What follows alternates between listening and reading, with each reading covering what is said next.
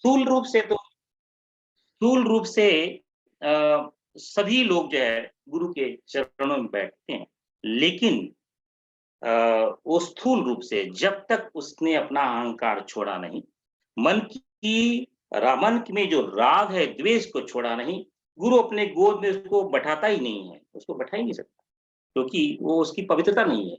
जब तक शुद्ध और पवित्र नहीं होगा, राग और द्वेष का दामन नहीं छोड़ेगा, गुरु भले ही स्थूल रूप से आप गुरु के चरणों में बैठोगे, वो जो है कितना भी उपदेश देगा, कितना भी ज्ञान देगा, उसको पता है इसको समझ में नहीं आएगा। आप किसी बच्चे को आप कितना भी जो है बीएससी का या बीई का E M equal to M C square, A equal to B square equal to A B, ये सब बताओ, कोई कुछ समझ में नहीं आएगा। जब उसके अंदर राग और द्वेष समाप्त होकर के गुरु को पूर्ण रूप से समर्पण हो जाता है, तब जो है यह ज्ञान गुरु उसको देता है, और होता है तत्त्वम असि। यह शब्द बहुत बार हम सुनते हैं, लेकिन इससे ज्ञान नहीं होगा। ये जानकारी है, इससे ज्ञान नहीं आ सकता जब तक यह शब्द जो है अपनी गुरु जो है अपनी महिमा से, अपने प्रेम से, अपनी शक्ति से आपके अंदर शक्तिपात नहीं करवाएगा। अब शक्तिपात कब करवाएगा? जब तक साधक के अंदर, शिष्य के अंदर वो पात्रता नहीं हो। जब वो पात्रता आएगी तो ही जो है गुरु इस तत्त्वमसी का जो घोष करवाएगा, उसके सारे नस नाड़ियां खुल जाएंगी और जो है वो ज्ञान का अनुसरण।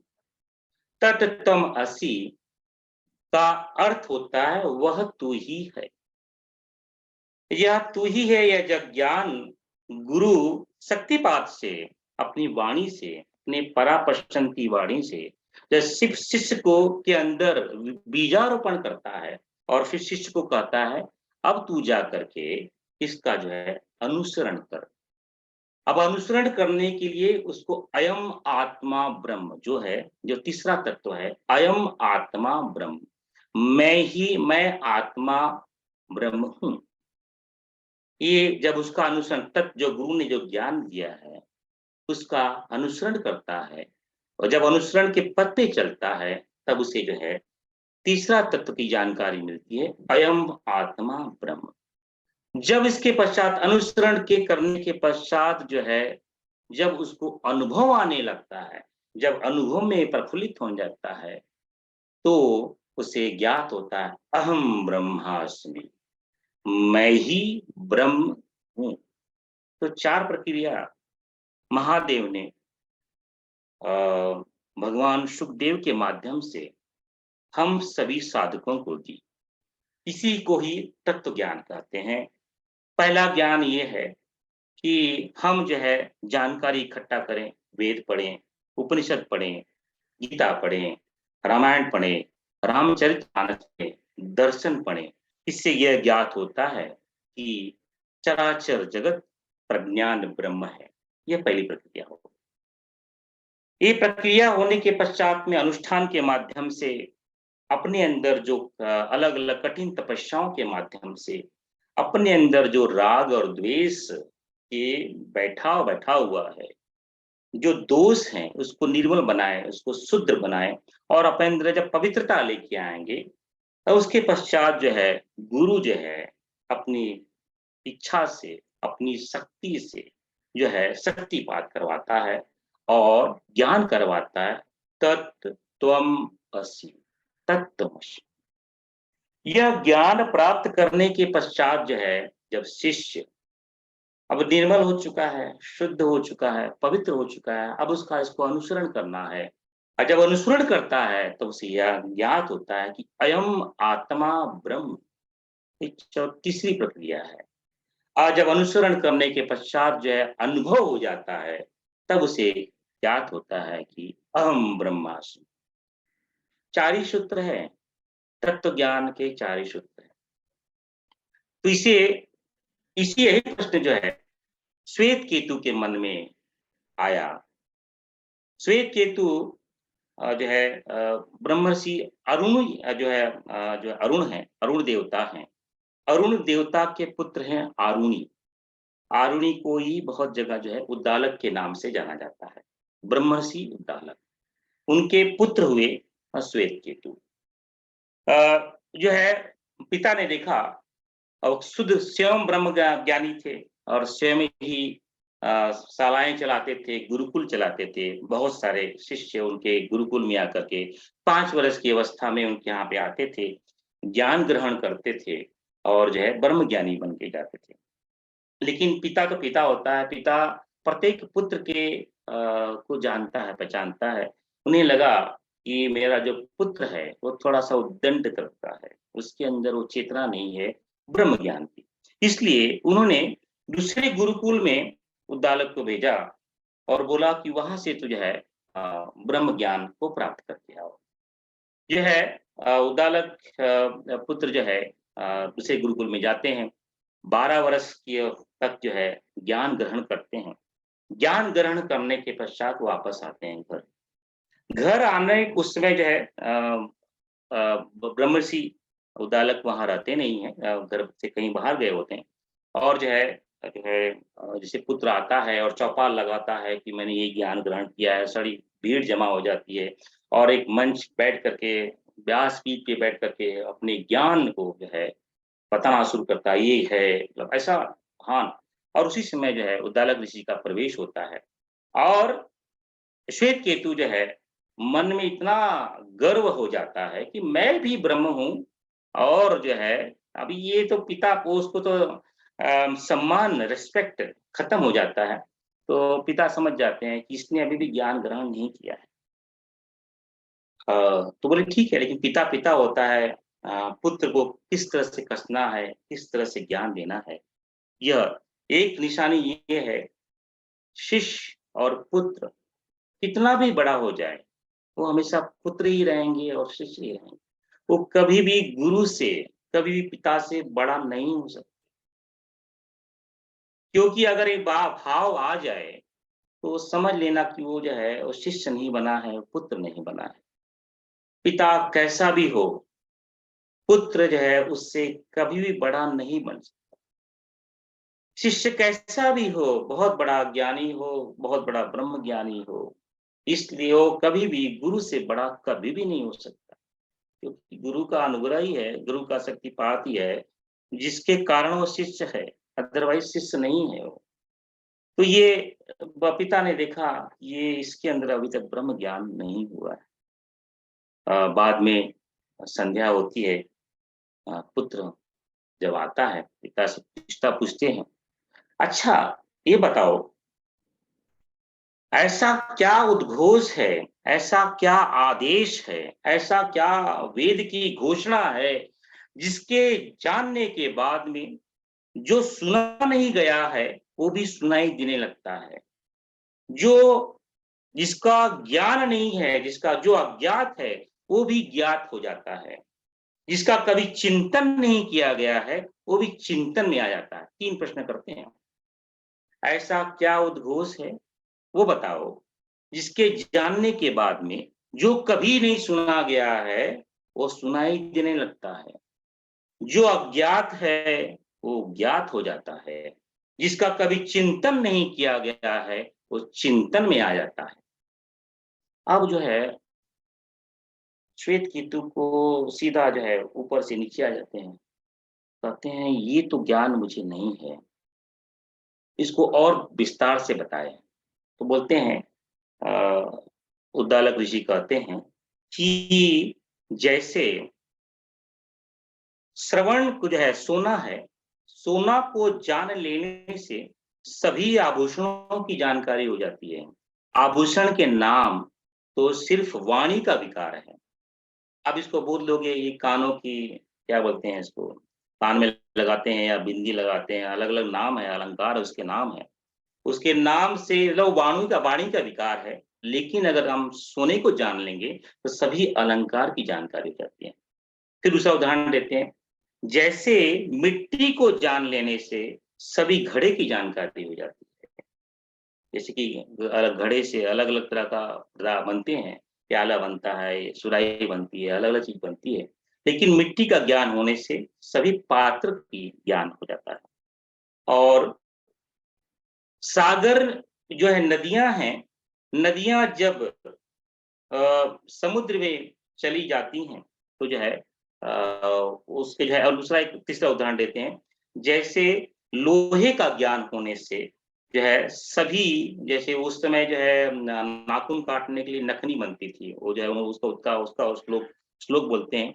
जैसे लोहे को जानने से जो है जो नाखून को काटते हैं, उसको नेल कटर आजकल बोलते हैं, तो उसका ज्ञान हो जाता है, सभी लोहे के बने पदार्थ हो जाते हैं। 3 उदाहरण देते हैं।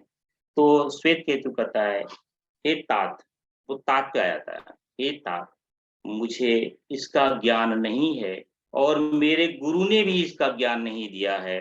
आप यह प्रश्न पूछ रहे हैं, इसका मतलब इसका ज्ञान आपके पास में है, यह ज्ञान मुझे दीजिए। अब जो है उसके पश्चात जो है ब्रह्मर्षि उद्दालक जो है अलग-अलग उदाहरणों के माध्यम से श्वेत केतु को 9 बार तत् त्वम असि का जो है ज्ञान करवाते हैं। तत् त्वम असि, वह तू ही है। उसकी कहानी बड़ी लंबी है, तो उस कहानी में जाएँगे तो बड़ा समय निकल जाएगा। तो कहने का तात्पर्य ये है, सभी उद्घोष जो है वेद के, उपनिषद के, यानी जिसको जानने के बाद में कोई भी चीज़ जानने की इच्छा नहीं रह जाती है। जिसको सुनने के पश्चात में जितने भी चीज़ सुने हुए हैं, वो सब ज्ञात हो जाते हैं। जो अज्ञात है उसका ज्ञान हो जाता है। जो भी चिंतन है चराचर जगत में, वो सब चिंतन मिल जाते हैं। 1-2 उदाहरण जो है देख लेते हैं, जैसे कि उद्दालक ऋषि पुत्र को बताते हैं। अब ये जो मधुमक्खी का छत्ता दिख रहा है, ये मधुमक्खी जब जो है छत्ते में जाती है, जब वो रस बन जाता है, जब वो शहद बन जाता है, उसमें से कोई भी शहद का एक कण नहीं कह सकता कि मैं इस फूल से आई हूँ, मैं उस पेड़ से आई हूँ, मैं उस गुलाब से आई हूँ, मैं उस कमल से आई हूँ, क्योंकि वो सब एक हो गए। तो जिसको जानने से सब कुछ समाप्त हो जाता है और रसमय बन जाता है, वो तू ही है। जैसे अलग-अलग नदियाँ, कोई गंगा है, कोई यमुना है, कोई गोदावरी है, नर्मदा है, सब जहाँ जाकर के मिल जाती हैं, सागर में अपना अस्तित्व नष्ट हो जाता है उनका, कब तब कोई नदी या कोई बूँद या जल यह नहीं कहता कि मैं गंगा हूँ, मैं यमुना हूँ, मैं सरस्वती हूँ, मैं नर्मदा हूँ, क्योंकि वो सागर हैं, जहाँ पे उनका अस्तित्व खत्म हो जाता है और सभी वही बन जाते हैं। तो ये वो है तत्व, वही है सत्य, वह तुम ही हो। यह 9 बार ज्ञान करवाते हैं श्वेत केतु को। और जो है छांदोग्योपनिषद के 6ठे अध्याय में ये लिपिबद्ध किया गया है। सूत्र भगवान सूत्रकार वेद व्यास ने सूत्र उद्धृत किया है। और इसी का जो है, जब श्वेत केतु जैसा ब्रह्म ज्ञानी का पुत्र, और स्वयं मतलब उसमें थोड़ा-सा एक विकार आ गया था। इतना बड़ा ज्ञानी को समझने के लिए ब्रह्मर्षि को जो है 9 बार अलग-अलग उदाहरणों के माध्यम से उसको समझाना पड़ा। तत् त्वम असि। और जिसने 12 वर्ष तक बैठ करके ब्रह्मचर्य का पालन करके वेद के ज्ञान को समझा, पठन किया, मनन किया, ध्यान किया, चिंतन किया, उसके अंदर भी कमियाँ रह गई थी। तो कैसे हमारे अंदर जो है वो तत्व ज्ञान आएगा?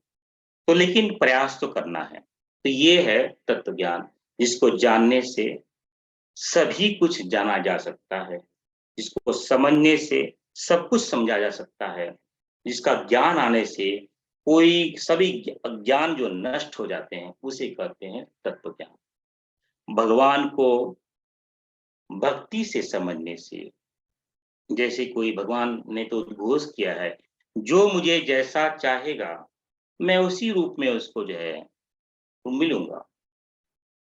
तो जितना मन को आप सूक्ष्म करेंगे, उतना ही ब्रह्म जो है जो है विराट होगा। अगर आप उसको जो है पूजन जो है हनुमान के रूप में करेंगे, तो जो है हनुमान जी की जो पराकाष्ठा है, वहाँ तक ही आपको गति मिलेगी। अगर आप उसको राम के रूप में चिंतन करेंगे, तो आपकी गति साकेत धाम तक होगी। आप उसको अगर कृष्ण के रूप में भजन करेंगे, पूजन करेंगे, तो आपकी गति गोलोक तक होगी।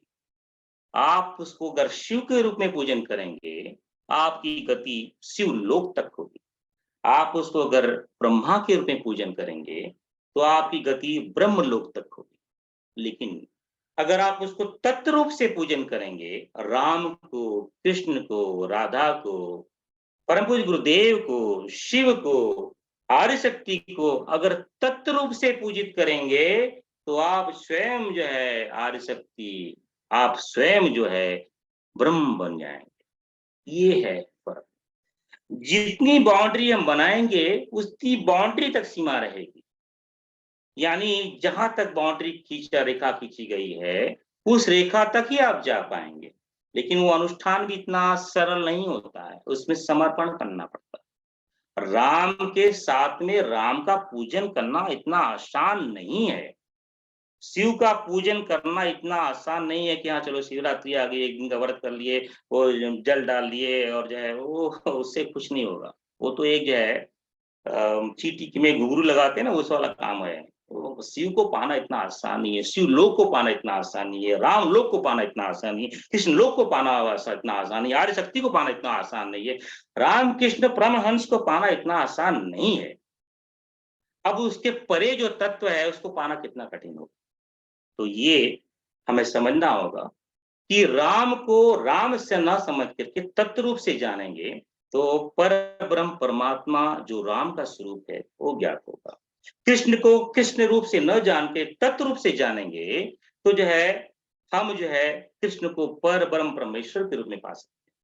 राधा माँ को राधा माँ के रूप में न जान करके उसको तत्व रूप से जानेंगे, तो जो है जो राधा माँ के जो परब्रह्म है वो मिल सकता है। हनुमान जी का पूजन जो है, हनुमान जी को न मान करके उसको तत्व रूप से जानेंगे, तो जो है परब्रह्म जो है उसके अंदर जो चेतना है उसको प्राप्त कर सकते हैं। शिव को जो है सिर्फ शिवलिंग का समझ करके उसमें तत्व को समझ करके शिव की उपासना करेंगे, तो जो है उसके अंदर जो परब्रह्म परमेश्वर है उसका ज्ञान होगा। ये है तत्व ज्ञान।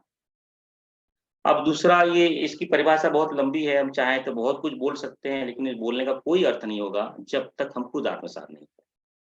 इसको आत्म से ये तत्व ज्ञान जानकारी, आज हमें जानकारी मिल गई है बस, ये जानकारी है, इसको ज्ञान नहीं है। जब तक 4 चीज़ें नहीं आएँगी, प्रज्ञान ब्रह्म, तत् त्वम् असि, जब तक वो गुरु नहीं मिलेगा, सद्गुरु नहीं मिलेगा, बैठ करके आपके अंदर शक्तिपात नहीं करवाएगा। लेकिन शक्तिपात करने के पहले की प स शर्त है, राग और द्वेष का त्याग करना पड़ेगा और आपके अंदर शुद्धता और पवित्रता लानी पड़ेगी, तभी तो शक्तिपात होगा, नहीं तो नहीं होगा। तो जब वो शक्तिपात करेगा, तत्त्वमसि का उद्घोष करवाएगा, तब जो है आप अनुसरण करेंगे। ये उसके बाद में जो है अयम आत्मा ब्रह्म का सूत्र आत्मसात करेंगे, उसके पश्चात अहम ब्रह्मास्मि का तत्व ज्ञान होगा। अब मैं ही ब्रह्म हूँ। अब भटका हुआ देवता का चिंतन करके बहुत अच्छी बात है, चिंतन करना चाहिए। लेकिन क्यों चिंतन कर रहे हैं? क्या चिंतन कर रहे हैं? माँ आदिशक्ति के अनुष्ठान कर रहे हैं, बहुत अच्छी बात है। क्यों कर रहे हैं? तो उसका उद्देश्य क्या है? अगर उद्देश्य क्लियर होगा, तो तत्व ज्ञान होगा। अगर उद्देश्य ये है कि इस प्रखर साधना से मेरे पैर के घुटनों में जो दर्द है, वो कम हो जाए। मेरे को जो नौकरी नहीं मिल रही है, नौकरी मिल जाए। मैं टॉप पोज़ीशन में आ जाऊँ, ये हो जाए, तो वहीं तक सीमित रहेगा प्रखर साधना। और उसके लिए एक प्रखर साधना से नहीं होगा, मल्टीपल प्रखर साधना करनी पड़ेगी। लेकिन उद्देश्य है, प्रखर साधना के माध्यम से मैं अपना परिष्कार करूँ, मैं अपने आप को जानूँ, तो ये बहुत बड़ा उद्देश्य है और यही उद्देश्य होता है। गुरुदेव के चरणों में बैठ कर के गुरुदेव से एक ही वंदना करूँ कि हे गुरुदेव, मुझ पर ऐसा संस्कार लाइए ताकि मैं अपने आप को जान सकूँ। तभी जो है आस्ते-आस्ते जो है वो तत् त्वम् असि का ज्ञान देगा। इसलिए एक श्लोक जो है शुक रहस्य उपनिषद में भगवान महादेव, उमा भगवान माता पार्वती उपदेश देने के पहले सुखदेव से प्रार्थना करवाने के लिए बोलते हैं, आप जो है प्रार्थना करो, सच्चिदानंद रूपाय जो है शिष्य संताप हारिणे, जो श्लोक आप बार-बार बोलते हैं और गायत्री महाविज्ञान के सभी श्लोकों में मैंने इसको उच्चारण किया है, तत् त्वमसि, गुरु कौन है? जो वो श्लोक जो है महादेव जो है सुखदेव जी को सुनाते हैं, पहले इसको आत्मसात करने के पश्चात में गुरु को अंगीकार कर, गुरु को अंगीकार करेगा, गुरु से एक रूपता बना, तभी ये ज्ञान हो सकता है। चलते फिरते तत्त्वमसि, भटका हुआ दे सोहम अस्मि, अहम ब्रह्मास्मि बोलने से कुछ नहीं होगा। ये तो पात्र है, अमृत तो गुरु सत्ता के जो है चरणों में है। अब गुरु कौन है? अब ये बड़ी भ्रांति होती है। लोगों को लगता है कि हम जो है भगवान राम के भक्त हैं, पंडित श्री राम शर्मा आचार्य के शिष्य हैं, लेकिन जिस तरह से आप जो है गुरु को देखोगे, गुरु उतना ही देगा। अगर राम को सिर्फ जो है बच्चा देने के लिए, बंगला खरीदने के लिए, प्रगति करने के लिए आप पूजन करेंगे तो वही मिलने वाला है और कुछ नहीं मिलेगा। लेकिन अपने आप को जानने के लिए बहुत तो बोलते हैं कि हमारे गुरुदेव हमारी रक्षा करेंगे। कोई गुरुदेव जो है, आप कोई भी गुरु अपने पुत्र को, अपने शिष्य को ऐसा कोई भी कार्य करने का आदेश नहीं देता है और उसकी सहायता नहीं करता है जिससे वो बार-बार भव सागर में लपटे। राग और द्वेष, इच्छा और कामना, ये भव सागर में बार-बार लपेटने की प्रक्रिया है। बहुत सारे साधक मैंने सुना है बोलते हैं कि गुरुदेव की इच्छा से मुझे प्रमोशन मिल गया। गुरुदेव कभी भी ऐसा इच्छा नहीं करेंगे। प्रमोशन आपके कर्म की वजह से मिला है, आपके प्रारब्ध की वजह से मिला है। अगर गुरुदेव की कृपा होगी, आशीर्वाद होगी, तो आपके अंदर वैराग्य आएगा, आपके अंदर विवेक आएगा, आपके अंदर जो है आराधना आएगी, आपके अंदर साधना आएगी, आपके अंदर उपासना आएगी। जब गुरुदेव की कृपा होगी। गुरुदेव की कृपा से कोई गाड़ी, घोड़ा, बंगला, आपका शरीर का जो है हार्ट का ऑपरेशन बढ़िया हो जाए, ये कुछ नहीं होगा। ये आपके प्रारब्ध और कर्म की वजह से होगा। गुरुदेव की कृपा होगी, सचमुच कृपा होगी, तब जो है आपके अंदर वैराग्य आएगा, विवेक आएगा, आपके अंदर द्वेष भागेगा, राग भागेगा, आप पवित्र होंगे, शुद्ध होंगे, निर्मल होंगे। ये गुरु होता है और ये जब ऐसी कृपा होती है, तो वही गुरु सद्गुरु बन जाता है। जो गुरु तो बहुत मिलते हैं, क्योंकि क्या है कि शिष्य की कल्पना जो है सांसारिक भाव से ही जुड़ी रहती है, इसलिए उसे गुरु ही मिलते हैं। वही गुरु सद्गुरु कब बनेगा? जब तक हमारे अंदर पात्रता नहीं हो। ये आप उपनिषद पढ़ोगे बहुत सारे उदाहरण मिलते हैं कि एक ही गुरु जो है शिष्य वो बोलता है कि मैं आपको गुरु के रूप में आपको मैं आत्मसात करना चाहता हूँ। तो बोलता है कि नहीं, मैं आपका गुरु नहीं बन सकता, आप यहाँ जाइए, वहाँ जाइए, इनसे मिलिए, उनसे मिलिए, ये तपस्या कीजिए, तब आपको गुरु की प्राप्ति होगी। उससे जो है साधक 12 वर्ष तक घूमते रहता है, तपस्या करता है, इनसे मिलता है, उनसे मिलता है, वापस जब आता है, फिर उसी जगह पे मिलते हैं और वो दिखाई देता है वही गुरु है। तो बोलते हैं कि मुझे तो कोई गुरु नहीं मिला, बताइए कहाँ जाऊँ मैं, ढूँढ के आ गया। बोलता मैं ही तुम्हारा गुरु हूँ। तो बोलिए 12 वर्ष के पहले आप बता दिए होते तो मुझे ढूँढना नहीं पड़ता। बोले 12 वर्ष के पहले तुम्हारे अंदर पात्रता नहीं थी। 12 वर्ष के पश्चात हमारे अंदर पात्रता डेवलप हुई है, इसलिए अब जो है मैं सद्गुरु बन करके तुम्हें उपदेश दूँ।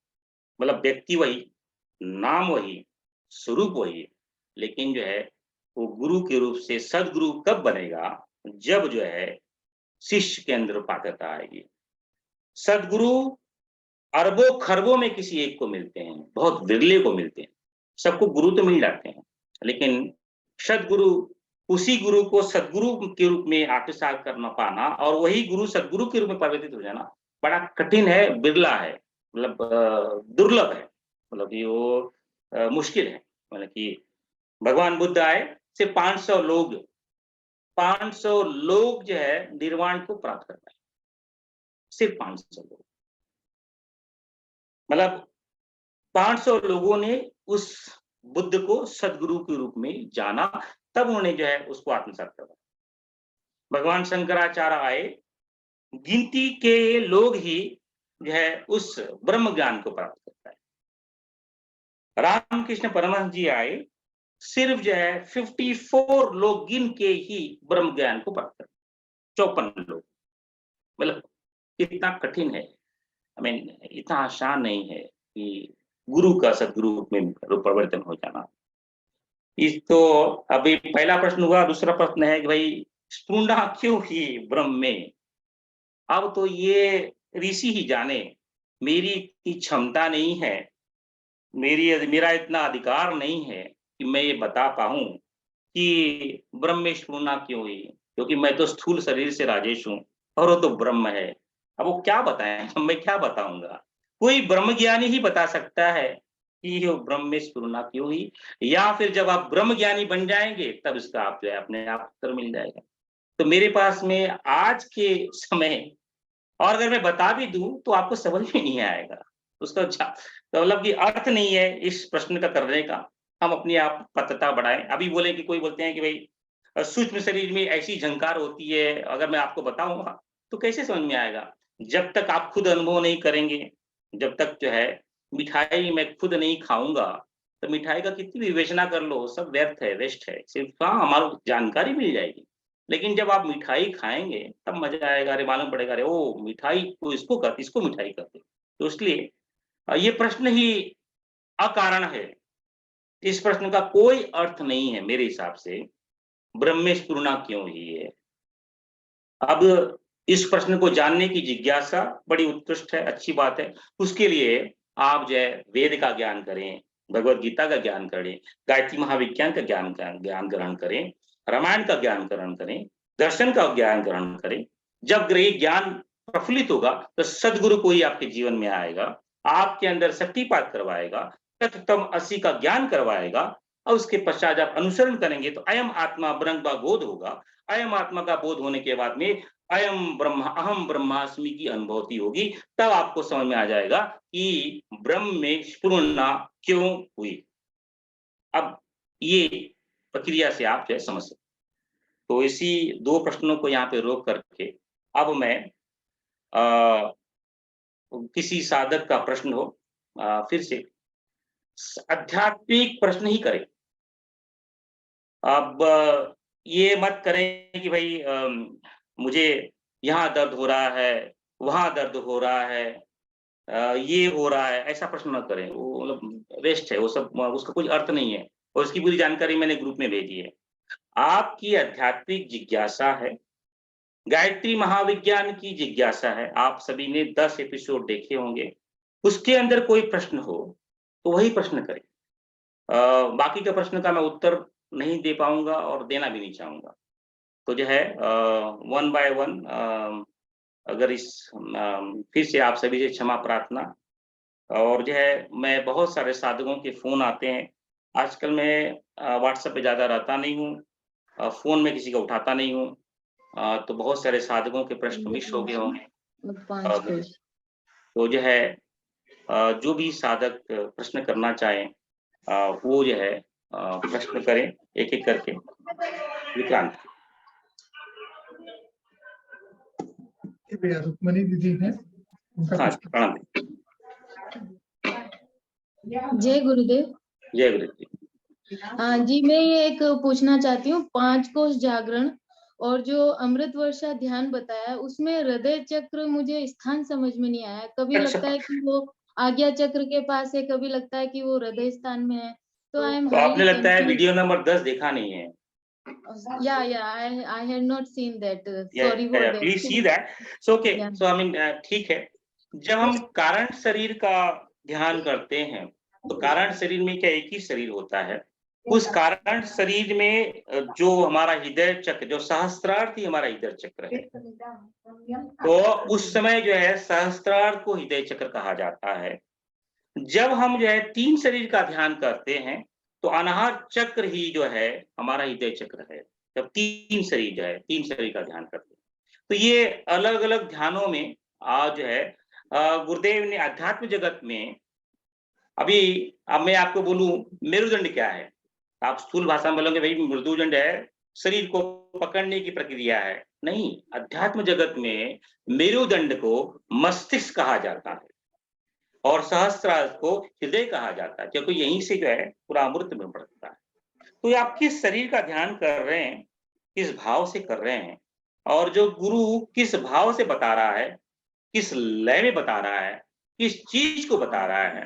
तो जैसे कि अब जो है भारत देश है, भारत देश में जब हम चर्चा करते हैं तो भारत देश में हम राष्ट्रपति का नाम लेते हैं कि वो हमारा सर्वश्रेष्ठ नागरिक है और सर्वोच्च नागरिक है और सर्वप्रथम नागरिक है।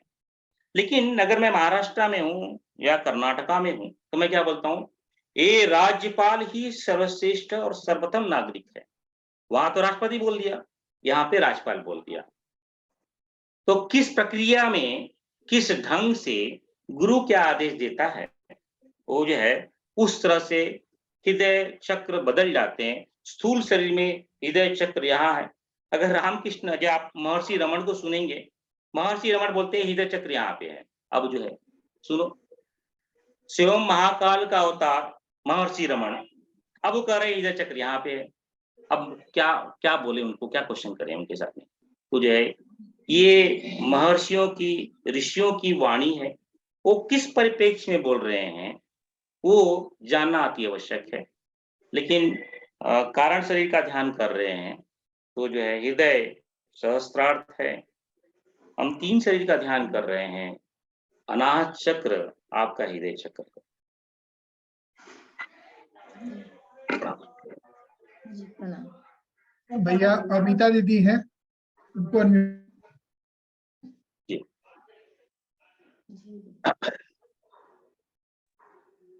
प्रणाम भैया। प्रणाम दीदी। भैया मुझे थोड़ा सा शक्तिपात के बारे में आप और जानकारी दे सकते हैं?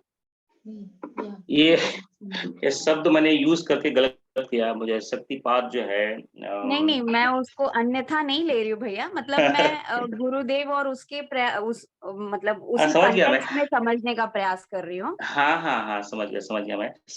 लेकिन इस शब्द का बहुत ही गलत ढंग से जो है हर जगह जो है इसका उपयोग किया गया है।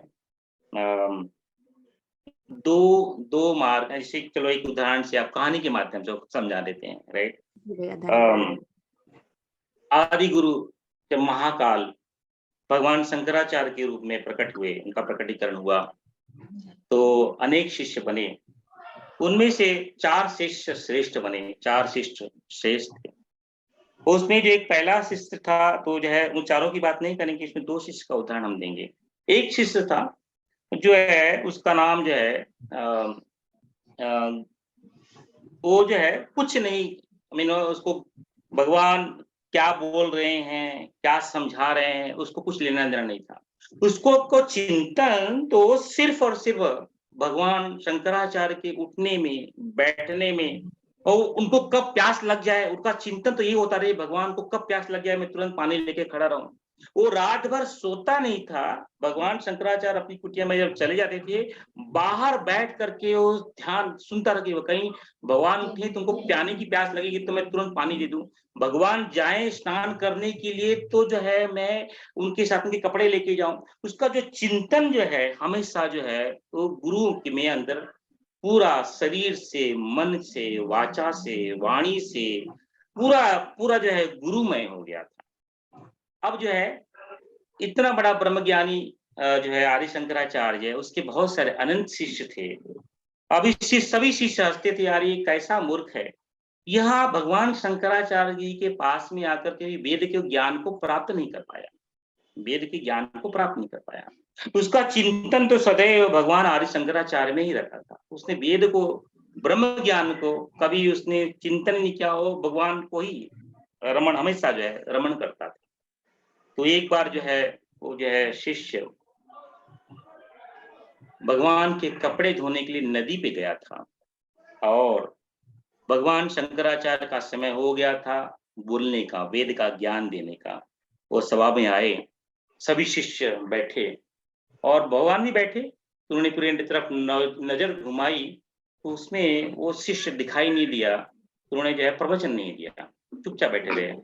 15 मिनट हो गया, 20 मिनट हो गया, आधा घंटा हो गया। सब शिष्य ने बोला कि भगवान आप किसका इंतजार कर रहे हैं, हम सब तो आ गए। बोलते नहीं वो जो है सनानंद है वो अभी तक नहीं आया। तो बाकी के शिष्य बोलते हैं कि भगवान उसको तो ज्ञान की लालसा ही नहीं है, वो तो मूर्ख है, वो जड़ है। भगवान को समझ में आ गया कि ये उसका उपहास करते हैं और तुरंत जो है उस सनानंद का जो है भगवान शंकराचार्य जो आवाहन करते हैं और जो है वहां से भागता भागता शिष्य आता है और तोटक छंद में भगवान की स्तुति करता है। वो छंद इतना दुर्लभ छंद है, इसलिए उस छंद के नाम से उसका नाम पड़ा तोटकाचार्य और एक नए छंद का आयाम मिला, तो इसको बोलते हैं शक्तिपात। भगवान शंकराचार्य ने अपने शिष्य में शक्तिपात करवाया और उसको जो है एक प्रमुख शिष्यों में तोटकाचार्य का नाम सुने आपने सुना रहेगा, उसने पूर्ण रूप से अपने आप को गुरु में समर्पण कर दिया था, इसको बोलते हैं। एक दूसरा उदाहरण समझ लेते हैं। एक गिरी नामक का शिष्य था, वाराणसी में रहता था, बहुत बड़ा ज्ञानी था। उसको जो है बहुत सारे लोग जो है विष्णु और अरुण के अवतार समझते थे। उसने जो है जब उसकी मुलाकात 16 वर्ष के शंकराचार्य से मिलती है, उसको समझ में आता है ये तो महाकाल का अवतार है, शिव महादेव है। उसके शरण में आता है और जो है उससे ज्ञान लेता है और उसकी दिनचर्या में रहता है। अब एक समय ऐसा आया कि भगवान शंकराचार्य नदी के इस तरफ बैठे हुए हैं और जो है वो गिरी उस तरफ है। अब बेला हो चुकी है किसकी, ब्रह्म ज्ञान की, और भगवान पुकारते हैं, हे गिरी अब मैं प्रवचन करने वाला हूँ। अब गिरी को क्या है, कुछ नहीं समझ में आया, वो नदी के उस पार में है, भगवान ने पुकारा है, गुरु ने पुकारा है, और तुरंत जो है न सोचता है न जानता है, नदी के ऊपर जो है चलते हुए आ जाता है। ये है भगवान से एकाकार। वो जो है जब नदी पे चलता है, जहां जहां उसके पैर पड़ते हैं वो डूबता नहीं है, वहां पे कमल उग जाता है। अब कमल कैसा होता है, बड़ा नाजुक होता है। आदमी का शरीर जो है 50 किलो 60 किलो 70 किलो, तब से उसका नाम जो है पद्म कमल पद्मपाद पना, वो भगवान के दूसरे शरीर में। तो मतलब ये होता है शक्तिपाठ। जब आपके अंदर गुरु के अंदर पूर्ण समर्पण आ जाएगा, तब जो होता है शक्तिपाठ। जो है, और शक्तिपात कब होता है, विवेकानंद नरेंद्र तो बहुत सारा पैदा हुए, लेकिन शक्तिपात तो जो है रामकृष्ण ने जो है विवेकानंद ने करवाया, क्योंकि वो नरेंद्र उसका पात्र था।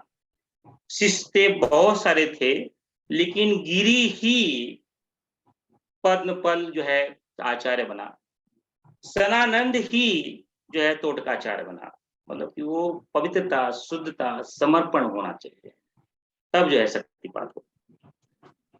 आशा है कि आपके प्रश्न का उत्तर मैंने दे पाया। जी भैया, काफी अच्छे से समाधान हुआ। प्रणाम भैया, धन्यवाद जी आपको। जी, जय गुरुदेव। प्रणाम प्रणाम, जय गुरु। भैया विभोर बाइशन भैया है, उनको मैं कर रहा हूँ। जी सर प्रणाम। प्रणाम। मैं विभोर बोल रहा हूँ। जी जी जी, सर वीडियो ऑन करो आप। हाँ सर। सर सर नहीं, सर आपने जैसे बताया अरे था सर कि नहीं भाई। नहीं सर। जी बताओ। सर एक्चुअली आपने बताया था कि संधि काल में प्रवाह बढ़ता है, हाँ तो वो क्यों बढ़ता है, वो मतलब क्या रीजन होता है कि उस काल में? अच्छा, बढ़िया है। तो आप ऑफिस में काम करते हैं? सर मैं स्टेट बैंक ऑफ इंडिया में हूँ सर, बैंक में जी हूँ। बराबर, बहुत बढ़िया। तो एक व्यक्ति का ट्रांसफर हो रहा है state bank India, location Indore से उसका ट्रांसफर बैंगलोर में हो रहा है, और उसी समय अगर वो तो मैनेजर की पदवी है, मैनेजर की पदवी तो खाली नहीं हो सकती, तो एक जाएगा और एक आएगा। एक मैनेजर जाकर के उसकी प्रमोशन होके बैंगलोर आएगा, और जो पदवी खाली हुई है उस पदवी को भरने के लिए एक मैनेजर वहां पे आएगा। अब ये आने और जाने की प्रक्रिया में एक जा रहा है और एक ये तुरंत नहीं होगा। जैसे कि इस व्यक्ति का जाना 1 फरवरी को है, तो नए व्यक्ति की नियुक्ति जो है आप जो है 1 जनवरी को हो जाएगी, 1 महीने का पीरियड मिलेगा। ताकि नॉलेज ट्रांसफर हो सके। उस नॉलेज ट्रांसफर में बड़ा घर्षण होगा। कैसे घर्षण होगा कि जो व्यक्ति जो जा रहा है अपना पूरा नॉलेज ट्रांसफर करेगा और दिखाने की कोशिश करेगा कि मुझे सब कुछ मालूम है, वो सबसे बड़ा ज्ञाता है।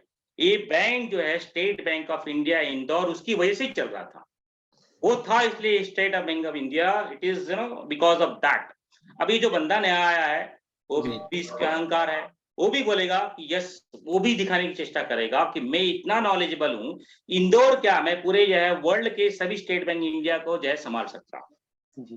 तो ये आदान प्रदान की प्रक्रिया, घर्षण की प्रक्रिया जब होगी, जब जो एक चीज आ रहा है और एक चीज जा रहा है, तब घर्षण होता है, तो उसको बोलते हैं संधि काल। एक चीज का आना, वैसे हमेशा नॉलेज ट्रांसफर तो होते रहता है, लेकिन जब एक आता है और एक जाता है तब बड़ा घर्षण बढ़ जाता है, इसे कहते हैं संधि काल। प्रसव की प्रक्रिया कैसी होती है? एक नया जन्म लेने वाला है, लेकिन उसमें इतनी पीड़ा होती है और इतना उल्लास भी होता है, बड़ा आनंद भी होता है कि एक नया जन्म ले रहा है, और एक बहुत बड़ी पीड़ा भी होती है कि बहुत बड़ा मुश्किल है। जैसे कि अभी द्वापर खत्म होकर के जब कलयुग आया तो बड़ा घर्षण हुआ, महाभारत का युद्ध हुआ, पूरे यदुवंश का नाश हुआ, पूरी जितनी भी जो है यंत्र थे उनका नाश हुआ, तो जितने भी यंत्र थे सब नष्ट हो गए। फिर से नया युग आया, घर्षण हुआ। तो जब भी एक चीज आता है एक चीज जाता है, उससे कहते हैं संधि काल। और प्रत्येक क्षण जो है अध्यात्म जगत में तो प्रत्येक क्षण संधि काल है, क्योंकि एक श्वास में छोड़ रहा हूं और एक प्राण ले रहा हूं, ये भी तो संधि काल है। वो तो बड़ी बड़ी बड़ी मोटी मोटी बात हो गई। अगर आप और अंतम चिंतन में जाओगे तो समझ में आएगा कि मैं छोड़ रहा हूं, पकड़ रहा हूं। एक मैं वही राजेश नहीं हूं, मैं वही विभोर नहीं हूं जो पहले एक क्षण पहले था। एक क्षण पहले दूसरा विभोर था, अब दूसरे क्षण पहले दूसरा विभोर है, क्योंकि सभी कोशिकाएं मर गई हैं, नई कोशिकाएं बन गई हैं, एक नया प्राण आया है, दूसरा प्राण चला गया है। आप क्षण जो है संधि काल।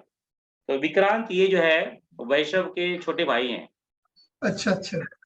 हाँ, वैष्णव का छोटा भाई है, वैष्णव जो है। ठीक ठीक। और कुछ प्रश्न विभोर? सर एक प्रश्न है और सर फिर से, हाँ बोलो। सर आप एक ऐसा था कि जैसे सर अभी यहाँ पे इतनी दुख वगैरह चल रहे हैं, यहाँ पे सर सबका टेंशन है, ये सब चीजें हैं।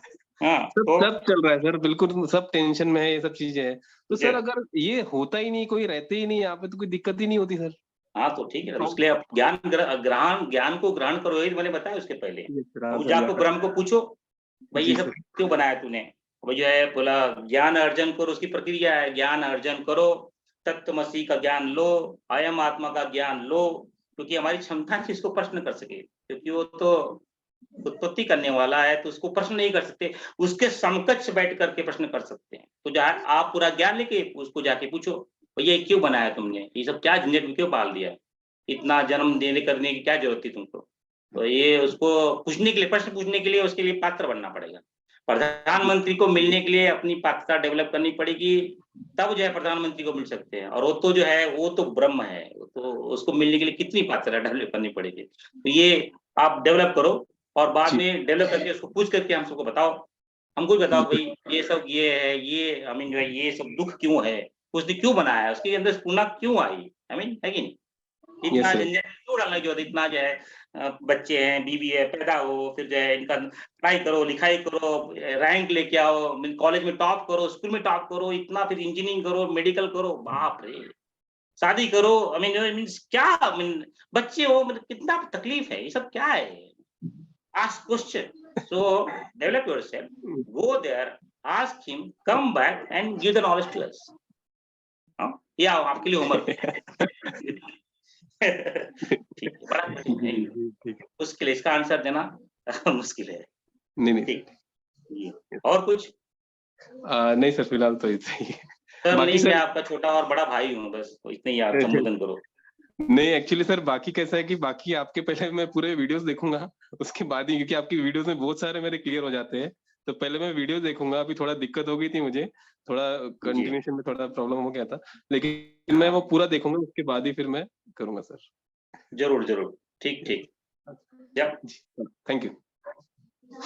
प्रणाम। ये अनिल शर्मा भैया हैं, उनका हाँ कुछ सीआरपीएफ अनिल शर्मा। जी जी जी, प्रणाम भाई साहब। ये हम प्रणाम जो भैया। हाँ ध्यान करते वक्त गुरुजी बोलते हैं सविता में समर्पण विसर्जन विलय, जब विलय हाँ। हो गए सविता हमसे, उसके बाद फिर करते हैं कि नाभि में सविता का ग्रहण कर रहे हैं, वहां से हम फिर दोबारा के पार्ट 1 पार्ट 2 है क्या? एक बार वहाँ विलय हो गए, हम विसर्जित हो गए, उसके बाद फिर से ध्यान वो नाभि से शुरू करके अंदर लेके, थोड़ा भाई समझाइए। तो क्या हम सचमुच विलय हो गए? अगर विलय हो गए होते तो फिर आगे बढ़ने की प्रक्रिया नहीं होती। जी जी बराबर ना? हम विलय नहीं हुए इसलिए आगे बताना पड़ा। सबसे बड़ा ज्ञान जो है वेद में है। वेद में पहला जो सबसे बड़ा वेद में ऋग्वेद है। ऋग्वेद का पहला सूत्र जो है अग्निशोत्र है। अग्नि ही सब कुछ है, ये उद्घोष कर देता है। कौन कर देता है उद्घोष? ऋग्वेद कर देता है। जी। अगर वो समझ में आ गए तो बाकी के पढ़ने की जरूरत क्या है मुझे? अब हम समझ ही नहीं पाते हैं, तो इसलिए आगे की यात्रा करनी पड़ती है ना। तो अष्टवर्ग का जो थे बहुत बड़े ऋषि, उन्हें तो पहले ही ज्ञान हो गया था, तो फिर उनको आगे ज्ञान लेने की जरूरत ही नहीं थी। तो ये है ये दूसरा एक ऐसा है कि एरोप्लेन को उतारने के लिए पहले अपनी पवित्रता बढ़ानी पड़ती है। एकाकार जो है, हम अभी इतने पवित्र नहीं बने हैं। हमारे अंदर जो है स्थूल सूक्ष्म और कारण के विकार क्षण क्षण और पल पल जो है ऊपर आते रहते हैं। तो कुछ एकाक क्षण के लिए भी अगर हम सविता में विलीन हो गए, एक हो गए, अद्वैत बन गए, एकत्व हो गए, सविता में ये हो गए, तो उस एक क्षण के माध्यम से जो है आगे की यात्रा कर सकते हैं। इसलिए परम पूज्य गुरुदेव जब किसी भी ध्यान की प्रस्तावना रखते हैं, उस ध्यान की प्रस्तावना में पहले हमें पवित्र बनाते हैं। पवित्र जो है जल से पवित्रीकरण नहीं, जो है हमें मन से पवित्र, हमारी भूमिका बनवाते हैं। उसमें जो है मेरुदंड सीधा हो, हाथ गोद में हो, जो है चिंतन भ्रुकुटी के मध्य में हो, मन शुद्ध हो, और शुद्ध होने के पहले जो है गंगा की गोद की पवित्रता, सविता देवता का आरक्षण, ऋषि सत्ता, परम सत्ता, हिमालय शक्ति का संरक्षण, इन 3 संरक्षण को प्रभात करवाने के बाद में हमारे अंदर जो है सविता का प्रवेश करवाते हैं, ताकि जो है हम उस मन से, उस चिंतन से पवित्र बन सके। पवित्र होने के पश्चात में पवित्र बन करके ही हम जो है पवित्रता को ग्रहण कर सकते हैं। उसके पश्चात ही जो है हम सविता से एकाकार होने के पश्चात ही उस सविता की शक्ति को जो है अपने नाभि चक्र में, अपने जो है मूलाधार चक्र में, अपने जो है आज्ञा चक्र में प्रवेश करवा सकते हैं। आप जो है वीडियो नंबर 9 और 10 देख लीजिए, बहुत सारी चीजें क्लियर हो जाएंगी। जी जी, वो ध्यान में भैया वो बोलते हैं 3 देवी शक्तियों का संरक्षण, तो देवी शक्ति 3 गुरु सत्ता, ऋषि सत्ता और हिमालय सत्ता। अच्छा ठीक है।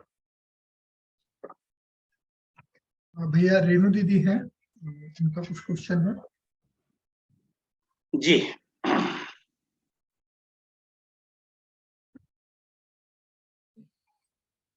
प्रणाम भैया, जय गुरुदेव। प्रणाम दीदी। भैया मेरा यही प्रश्न है कि जो आप बूटी कल्प बताते हैं, तो वो तो कहीं मिली नहीं, हमने कई जगह देखा, तो मैं प्रज्ञा पे लेती हूँ उसकी जगह, पर हमारे घर में ही ब्राह्मी भी लगा है, गिलोय भी लगा है, शंख पुष्पी भी लगा है, असगंध भी लगा, पर हम उनका सही यूज ही नहीं कर पाते, पता नहीं है कैसे यूज करना। नहीं दीदी, ऐसा है कि जब साधना बड़ी होती है, जब अनुष्ठान काल बड़ा हो जाता है, तो बहुत अत्यधिक मात्रा में शल्य प्रक्रिया हमारे शरीर पे चलती है। तो उस शल्य प्रक्रिया में जो है बहुत सारे कल्प जो है ऋषियों ने बनाए हैं, ताकि जो है जो शरीर में जो संताप होगा, जो शरीर में छेदन और भेदन होगा, जो तुड़ाव और जुड़ाव होगा, उस पे लेप लगाने के लिए हर्बल की कुछ औषधियाँ हैं, बहुत लाभदायी होती हैं। तो उन औषधियों में 5 औषधियाँ परम पूज्य गुरुदेव ने बताई हैं, जो अनिवार्य रूप से लेना चाहिए लंबी साधना में। कोई भी लंबी साधना कर रहे हैं, अगर जो है 1 साल की साधना कर रहे हैं, 40 दिन की साधना कर रहे हैं, कठोर साधना कर रहे हैं, उसमें शरीर पे बड़े संताप होने का जो है भाव बना रहता है। इसलिए सभी ऋषि जो है कल्प जो है जड़ी-बूटी बताते हैं। वैसे गुरुदेव ने 10 जड़ी-बूटियों का उल्लेख किया है, तो लेकिन आज के परिप्रेक्ष्य में सभी 10 जड़ी-बूटियाँ सभी के लिए जो है शरीर की हमारा ये बनावट अभी इतनी बदल चुकी है कि सभी के लिए वो सूट नहीं हो सकता है। लेकिन उसमें से 5 जड़ी-बूटियाँ जो है हमारे शरीर के लिए बहुत जो है सही है।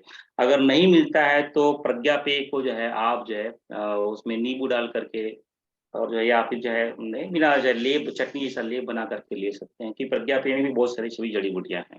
लेकिन जड़ी-बूटियाँ लेना अनिवार्य रूप से करें, ताकि जो है शरीर में जो है कोशिकाओं में जो तनाव और खिंचाव हो रहा है इस 3000 मंत्रों के प्रहार से उसको जो है रोका जा सके, उसमें कुछ मलहम लगाया जाए। लेकिन जड़ी कलबुटी और प्रज्ञा पे अति आवश्यक लेना चाहिए। अगर आपके घर में ब्राह्मी बताया आपने, ये अश्वगंधा बताया, अगर ये है, तो जो भी है उसको लेकर के जो है समान मात्रा में मिला करके शहद के साथ में या दूध के साथ में या गर्म पानी के साथ में अवश्य लें, खाली पेट। तो हरी पत्तियां हैं उनको ऐसे ही कुचल के पानी में उबाल के लेना है कि शहद के साथ? नहीं, आपके ऊपर प्रकृति पे है। अगर शहद बहुत सारे लोग लेते हैं तो उनको जो है कॉन्स्टिपेशन का प्रॉब्लम हो जाता है। तो आपकी प्रकृति कैसी नहीं, है? अभी 40 दिन तक हाँ, मीठा तो जो नहीं है ले रही। हाँ, तो आपकी प्रकृति एक्चुअली सरल मार्ग ये है कि गर्म पानी के साथ, गुनगुना पानी के साथ ले लें। तो वो ज़्यादा बेटर है। शरीर की बनावट कैसी है, क्या है, वो तो जानकारी नहीं है। वो इसलिए बेटर है कि आप गर्म पानी से आप लें तो ज़्यादा बेटर रहेगा। जी, धन्यवाद, प्रणाम। प्रणाम। ये सुधा तिवारी दीदी है और कुछ से वो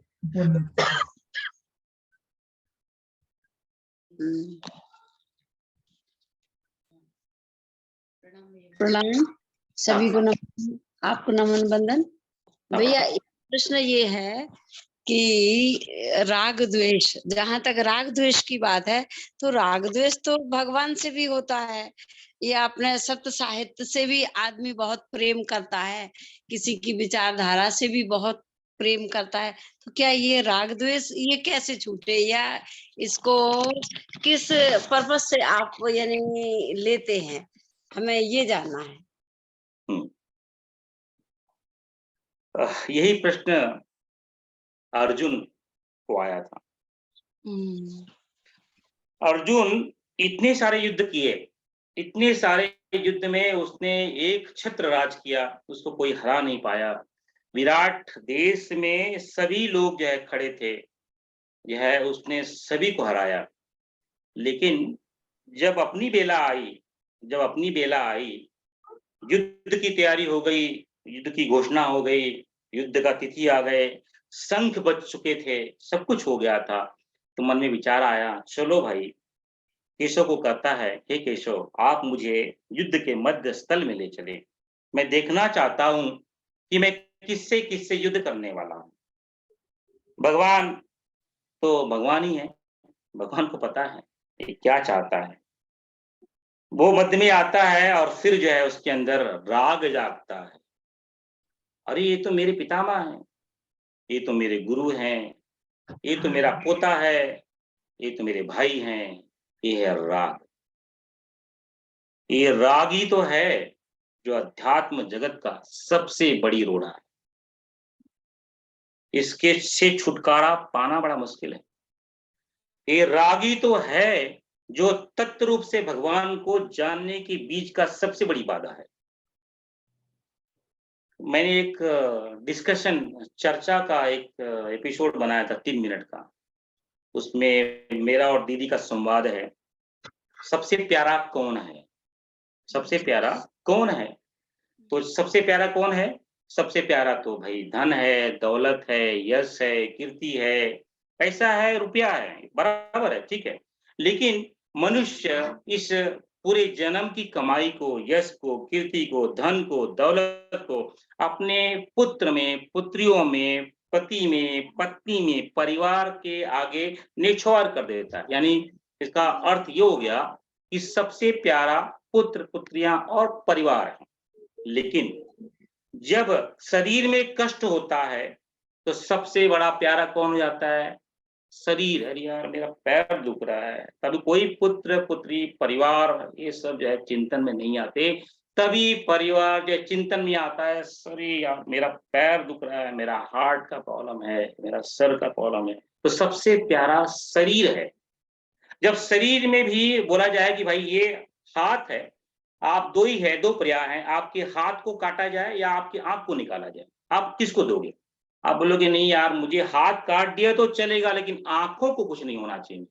सबसे प्यारी शरीर के अंगों में भी सबसे प्यारा अपनी इंद्रियां हैं। अब जो है इंद्रियां में भी सब कुछ हो जाए, कोई बोलेगा कि भाई आपके प्राण को बचाने का एक ही तरीका है, आपके कान को निकाल लिया जाए, आपके कान नाक को निकाल लिया जाए, आपके नासिका को निकाल लिया जाए, तब आपके प्राण बच जा सकते हैं। तब समझ में आता है ये सबसे प्यारा तो प्राण है, इंद्रिया भी नहीं है। इंद्रिया भी निकालो चलेगा, कुछ सब कुछ चलेगा, लेकिन सबसे प्यारा प्राण है। लेकिन ये प्राण भी जो है बारंबार अलग अलग योनियों में जन्म लेकर के उस आत्मज्ञान को प्राप्त करने के लिए आत्मचिंतन करता है। तो समझ में आता है प्राण भी प्यारा नहीं है, सबसे प्यारा आत्मा है। तो हमारे दृष्टि में, स्थूल दृष्टि में सबसे प्यारा तो हमारा पुत्र है, हमारी पुत्रियां हैं, हमारा यश है, हमारा कीर्ति है, हमारा धन है, हमारा दौलत है। लेकिन जब अपने पे ध्यान आती है तो सबसे प्यारा शरीर हो जाता है। जब अपने पे और उससे चिंतन में आता है तो सबसे प्यारा इंद्रिय ये है राग। ये राग जैसे जैसे आप सूक्ष्म होते जाएंगे वैसे वैसे आपको समझ में आएगा ये राग ही मार्ग में सबसे बड़ी रोड़ा है, वही ज्ञान। अर्जुन के माध्यम से कि योगेश्वर ने हमें दिया कि पहले जितने भी युद्ध किए तब तो आपको राग और द्वेष नहीं आया। जब कर्तव्य की बेला तब वहां पे आप कर्तव्य को प्रदान किए। अब यहाँ पे आपके सामने राग आ गया, आपके कर्तव्य के माध्यम में पाड़ा बल्कि बाधा बढ़ रहा है, क्योंकि ये मेरे पितामह हैं, ये मेरे गुरु हैं, ये मेरे पुत्र हैं, ये मेरे भाई हैं। अर्जुन कहते भी हैं मुझे भिक्षा मांगना स्वीकार है, लेकिन मैं इनसे युद्ध नहीं करूंगा। मुझे ये स्वर्ग का राज्य नहीं चाहिए, लेकिन मैं इनसे युद्ध नहीं करूंगा। ये भगवान उसके माध्यम से बताते हैं कि राग और द्वेष, और भगवान उद्घोष भी करते हैं। पूरे 18 अध्याय का अगर सेंस निकालेंगे, आप समझी निकालेंगे, पूरी भूमिका जो है राग और द्वेष पे पड़ी। जब तक राग और द्वेष नहीं निकलेगा विराट दर्शन नहीं हो सकते। अब ये प्रश्न ये होता है कि मैं विराट दर्शन करना चाहता हूं या पुत्र पुत्रियों और जो है लोगों से राग द्वेष करना चाहता हूं। तो जो है आप जो है उस तरह का चिंतन लेके आए। स्थूल भाव से राग ठीक है, भगवान की आंखों में भी आंसू आते हैं, भगवान के आंखों में भी आंसू आते हैं। क्यों आते हैं? क्योंकि वो स्थूल शरीर में है और भगवान अपने कर्मों को भी छोड़ता नहीं है। गुरु की आंखों में भी आंसू आते हैं, जब शिष्य का विछोह होता है गुरु की आंखों में भी आंसू आते हैं। वो राग नहीं है, प्रेम है, लेकिन वो प्रेम क्षण भंगुर है, वो एक क्षण के लिए भी हो। लेकिन गुरु को पता है कब आंसुओं से निकालना है और कब इसको जो है फटकार देना है, कब इसको धक्का दे देना है। विवेकानंद ने अपने शिष्य को बताया, आज से हमारा और तुम्हारा मुलाकात नहीं होगी, तुम्हें हरिद्वार जाना होगा, ऋषिकेश में रह करके वहां पे जितने भी सन्यासी आते हैं, जितने भी ऋषि आते हैं, उनकी सेवा करनी होगी। ये भगवान का आदेश था, गुरु का आदेश था। उनके शिष्यों ने वही आदेश का पालन किया। उन्होंने कोई नहीं मैं गुरु के पास बैठा रहूंगा, जो है मुझे और ज्ञान मिलेगा, ये है राग। भगवान का आदेश क्या है, गुरु का आदेश क्या है, भाई तुमको हरिद्वार में जाकर के, ऋषिकेश में जाकर के जितने वहां पे लोग आते हैं उनकी सेवा करनी है। और वो दोनों शिष्य मर्यंत जीवन जब तक शरीर था तब तक जो है ऋषिकेश में, हरिद्वार में ही रहे। विवेकानंद ने शरीर छोड़ दिया, उनको शरीर छोड़ने के पश्चात भी उनको जानकारी मिली, विवेकानंद के पार्थिव शरीर को देखने के लिए भी नहीं आए, क्योंकि गुरु का आदेश था, भगवान का आदेश था, ये राग द्वेष का पालन नहीं करना, तुम्हें जो काम दिया गया वो काम करना, ये है राग द्वेष। तो बड़ा कठिन है लेकिन सरल भी है।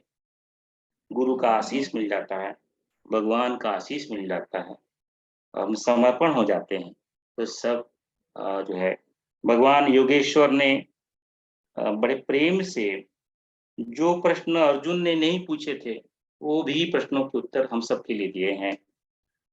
कभी कभी मुझे ऐसा भी लगता है कि भाई इतना बड़ा सर्वश्रेष्ठ नर के मन में ऐसा राग द्वेष आएगा ही क्यों, नहीं आएगा, वो तो उसको तो समझ में आया रहेगा, भगवान की प्रेरणा ही हुई रहेगी कि भाई चलो जो आगे वाली आने वाली पीढ़ी है मेरे माध्यम से जो है उनको ज्ञान मिले, तो शायद इसलिए हमें जो है ये अर्जुन के मन में आया, क्योंकि वो सर्वश्रेष्ठ नर है, उसको सर्वश्रेष्ठ नर की उपाधि दी गई है, जो नारायण के साथ बैठ करके तपस्या किया है। नर और नारायण दोनों एक ही है, और फिर अर्जुन और कृष्ण में कोई भेद नहीं है, तो कैसा उसके मन में राग द्वेष आ सकता है। तो मन में कभी कभी ऐसा विचार आता है, यार ये हमारे लिए वो अर्जुन ने मतलब मेरा तो प्रणाम पहले अर्जुन को ही जाता है, क्योंकि उसने मेरा प्रतिनिधि करते हुए मुझे ज्ञान देने के लिए अपने आप को छोटा बना करके भगवान के सामने इससे सारे प्रश्न। तो अर्जुन के चरणों में कोटि कोटि नमन वंदन है, क्योंकि वही केशव है,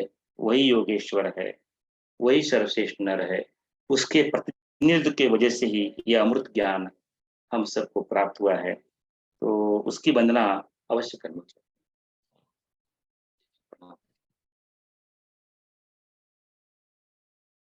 भैया एक शशि गुप्ता दीदी है, उनका एक क्वेश्चन है, सूक्ष्म शरीर के मुद्राओं को एक्सप्लेन करने की कृपा करें।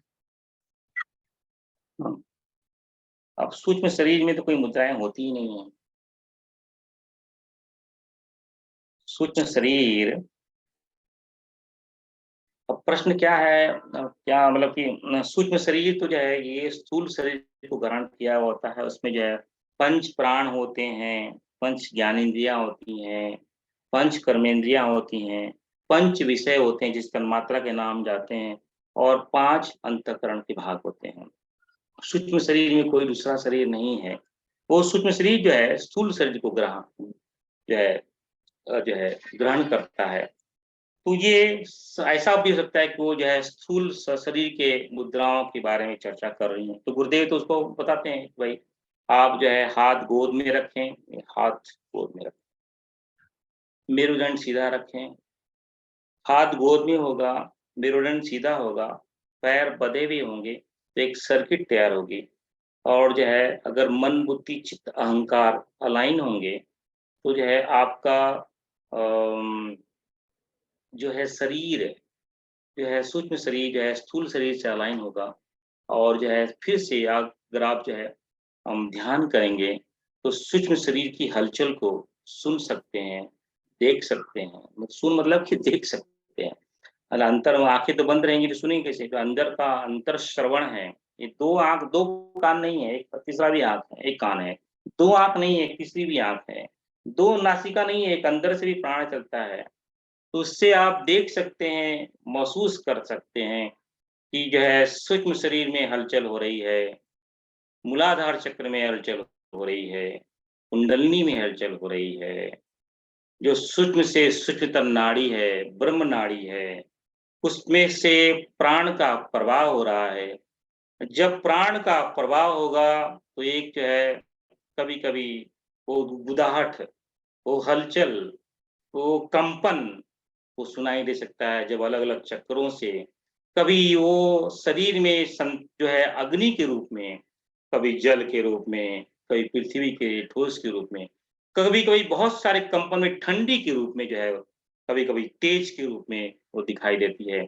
और जो ब्रह्म नाड़ी से जो प्राण का ऊपर का प्रवाह होता है, जब आत्मा में के पहले जो है वो अमृत कुंड में आता है, तो अमृत के रस को चूसता है, यहाँ पे अमृत कंड है। इसलिए खेचरी मुद्रा आपने सुना रहेगा, खेचरी मुद्रा जिसे भगवान देवराहा बाबा ने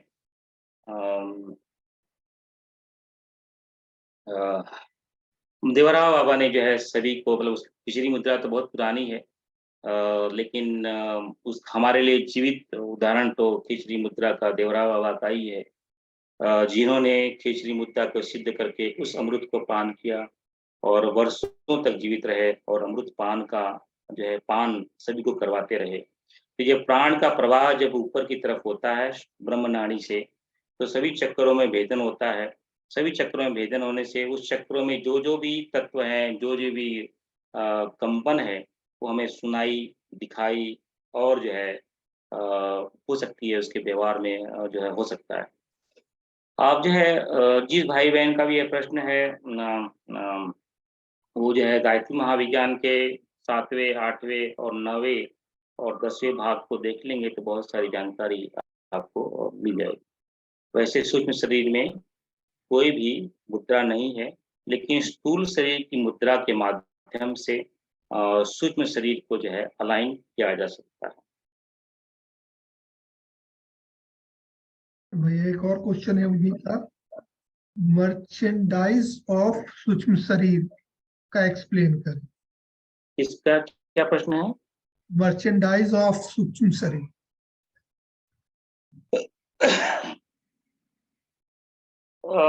सूक्ष्म शरीर का बारे में अत्यधिक जानकारी तो हमने गायत्री महाविज्ञान के 5वें और 4थे एपिसोड में बताया है। हमारा स्थूल शरीर जो है स्थूल पंचमहाभूतों से बना हुआ है। हमारा जो है सूक्ष्म शरीर जो है सूक्ष्म पंचमहाभूतों से बना हुआ है। जब ये सूक्ष्म पंचमहाभूत जो है 3 जो गुण हैं सत, रज, तम, जब इससे समन्वय करते हैं, जब वो जो है तम से जैसे समन्वय करता है तो 5 तन्मात्राएं बनती हैं, विषय बनते हैं, जो है शब्द, रूप, स्पर्श, रस और गंध, ये तन्मात्राएं बनती हैं। जब ये सूक्ष्म शरीर जो है हमारे रजगुण से समन्वय करता है तो 5 प्राण बनते हैं, प्राण, अपान, उपान, समान, व्यान। और ये फिर से ये रजगुण से समन्वय करता है तो उससे जो है हमारे 5 कर्मेंद्रियां बनती हैं, हाथ, पैर, शिश्न, गुदा, ये बनते हैं। और जब वो हमारे सतगुण के से समन्वय करता है पंचमहाभूत, तो जो है हमारी 5 ज्ञानेंद्रियां बनती हैं, जो है वो 5 ज्ञानेंद्रियां जो हमारे स्पर्श को करवाती हैं, त्वचा, जो शब्द को सुनवाती हैं, जो कर्ण, जो रूप को दिखवाती हैं, कान, जो है रस को चखवाती हैं, जीवा, जो गंध को लेने की क्षमता रखती हैं, वो है घ्राण। ये 5 ज्ञानेंद्रियां हैं और 5 अंतःकरण हैं, मन, बुद्धि, चित्त और अहंकार, और एक टाइम का स्फुरना। तो इस तरह के 5 सूक्ष्म पंचमहाभूत के 5 जो है ये भाग हैं। अब आप जो है ये चीज भाई बहन का ही प्रश्न है, वो गायत्री महाविज्ञान के एपिसोड को देख लेंगे तो सभी सूक्ष्म शरीर की जितनी भी जानकारी है आप प्राप्त हो जाएंगे। हाँ दीदी को मैंने अनम्यूट किया है। सर सूक्ष्म शरीर का मेरुदंड है, उसको एक्सप्लेन कर दीजिए प्लीज। वो सर मेरुदंड, सूक्ष्म शरीर का जो मेरुदंड जी। ओके, परम गुरुदेव ने सूक्ष्म शरीर के, देखो भाई ऐसा है कि ये जो स्थूल का जो मेरुदंड है जी जी, सूक्ष्म शरीर हमारा ऐसा ही है जैसे हमारा स्थूल शरीर है। जी और जब ये अलाइन होता है तो ये अलाइन होने में सूक्ष्म शरीर के जो स्थूल शरीर है उसके अंदर जो पोल बनता है उसको देवयान मार्ग कहते हैं, उसी को सूक्ष्म शरीर का मेरुदंड कहते हैं। जहाँ पे हमारी ईणा, पिंगला, सुषुम्ना के अंदर वज्रा, चित्राणी और ब्रह्मनाड़ी और सभी 7 चक्र जहाँ पे मिले हुए हैं पोल, उस पोल को जो है सूक्ष्म शरीर का मेरुदंड कहते हैं। उसे देवयान मार्ग भी कहते हैं, उसे आध्यात्मिक जगत में मस्तिष्क भी कहते हैं। अभी ऋषि हमें कैसे समझाएंगे कि भाई देवयान मार्ग क्या है, तब वो सहारा लेते हैं स्थूल शरीर के मेरुदंड का। और बार बार उद्घोष भी करते हैं, क्योंकि सूक्ष्म शरीर हमने देखा नहीं है और उसको हम समझा भी नहीं सकते हैं। तो ऋषि हमें स्थूल शरीर के मेरुदंड के माध्यम से समझाते हैं कि जैसा ये हमारा स्थूल शरीर का मेरुदंड है, इसमें 33 हड्डियां लगी हुई हैं, उसके अंदर एक पोल है, उस पोल में जो है ये सूक्ष्म शरीर की नाड़ियां प्रवाह करती हैं। आप उसे जो है सूक्ष्म शरीर का जो है मेरुदंड मान लीजिए। वो मेरुदंड स्थूल शरीर के मेरुदंड से भिन्न है, लेकिन मेरुदंड जैसा ही है, उसे देवयान मार्ग कहते हैं, और वही तो है जो सभी सूक्ष्म जगत की यात्रा उस मेरुदंड के माध्यम से होती है, क्योंकि उसके अंदर ही ईना, पिंगला और सुषुम्ना है, और सुषुम्ना के अंदर ही वज्रा है, वज्रा के अंदर ही चित्राणी है, और चित्राणी के अंदर ही ब्रह्मनाड़ी, और ब्रह्मनाड़ी का एक भाग जो है कुंडलिनी से लगा हुआ है, दूसरा ब्रह्मनाड़ी का दूसरा भाग जो है सहस्त्रार से लगा हुआ है। और ये नाड़ी जहां जहां से जो प्रवाह करती है, उन अलग अलग गुच्छिकाओं से मिलती है, और उस गुच्छिकाओं पे जो है अलग अलग चक्र बन जाते हैं, और उस चक्र में अलग अलग तत्वों की प्रधानता होती है, और उस प्रधानता में से अलग अलग उसमें से स्वर निकलते हैं, उसमें से आवाज आती है, उसके अंदर जो है अलग अलग गुणवत्ता होती है। तो जब प्राण का प्रवाह होता है तो बड़े उत्पीड़न होती है, और जो है प्रवाह जो है अलग अलग ढंग से होता है। कहीं कहीं गुच्छा अलग ढंग से होता है तो प्रवाह जो है मेढक की तरह होता है, कहीं कहीं सर्प की जगह से होता है, कहीं कहीं जो है वो जो है मगरमच्छ की तरह जो होता है। लेकिन ये सब जानकारियां हैं, इन जानकारियां का कोई अर्थ नहीं है जब तक हम स्वयं ही सूक्ष्म जगत की यात्रा न करें। तो हमें क्या करना है, ये जानकारी ले लिया है, बहुत अच्छी बात है। अब जो है अधिक से अधिक मात्रा में अपने भोजन की व्यवस्था को, अपने आहार की व्यवस्था को, अपने विहार की व्यवस्था को संयम करें। आहार, विहार और विचार को संयम करेंगे, संयम लेके आएंगे, ब्रह्मचर्य का पालन होगा, शरीर में शुद्धता होगी, मन में पवित्रता होगी, तो ये आस्ते आस्ते जो है सूक्ष्म जगत की यात्रा शुरुआत होगी। इसलिए सभी अनुष्ठानों में ब्रह्मचर्य का पालन, उपवास, जो है नाना प्रतीक्षा, दर्शन, ये मौन साधना, अलग अलग जो संयम बताए हैं, इनके पालन से हमारा जो है अंदर के जो विकार हैं उनको क्षय किया जाता है, और साथ में प्रणव के माध्यम से, सविता देवता के माध्यम से, नाद योग के माध्यम से, लय योग के माध्यम से, रूप योग के माध्यम से अलग अलग जो शक्तियां हैं, जो चेतना है, उस चेतना का स्थापन किया जाता है। एक तरफ तो हमने क्या किया, हमारे घर का झाड़ू पोछा किया, गंदगी निकाली, दूसरे तरफ जो है नए नए वस्तुओं का प्रतिस्थापन किया, प्रणव योग, लय योग, नाद योग, रूप योग, सविता योग, सूर्य योग, ग्रंथि योग, इनकी स्थापना की, और ये एक तरफ जो है संयम के माध्यम से जो कला कलेश है उसको निकाला।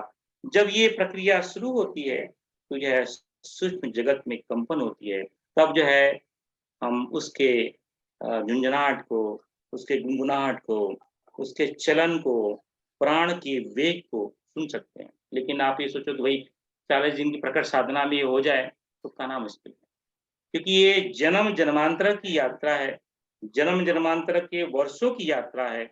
अगर पहले आपने इस यात्रा को किया होगा तो ऐसा भी हो सकता है कि ये 40 दिन के पहले दिन में ही आपका जो है महसूस होने लगे, जो है चलन हो रही है, जो है उछाल हो रहा है, चन बढ़ रहा है, प्राण का प्रवाह जो है सहस्त्रार में पहुंच गया है, अमृत कंड से जो है अमृत निकल रहा है, ये महसूस कर सकते हैं।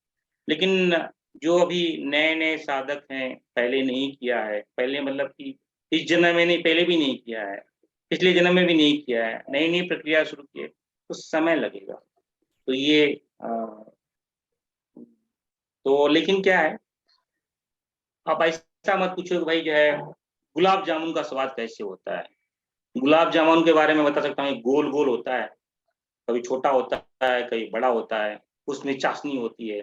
ये तो मैं आपको जानकारी दे सकता हूँ, लेकिन जब आप खुद गुलाब जामुन को तोड़ेंगे, उसको खाएंगे, बनाएंगे, और जैसे जीभ पे रखेंगे तब मजा आएगा, तब समझ में आएगा अरे हाँ ओ गुलाब जामुन का स्वाद ऐसा होता है। तो ये ठीक है, जानकारी बढ़िया है, लेकिन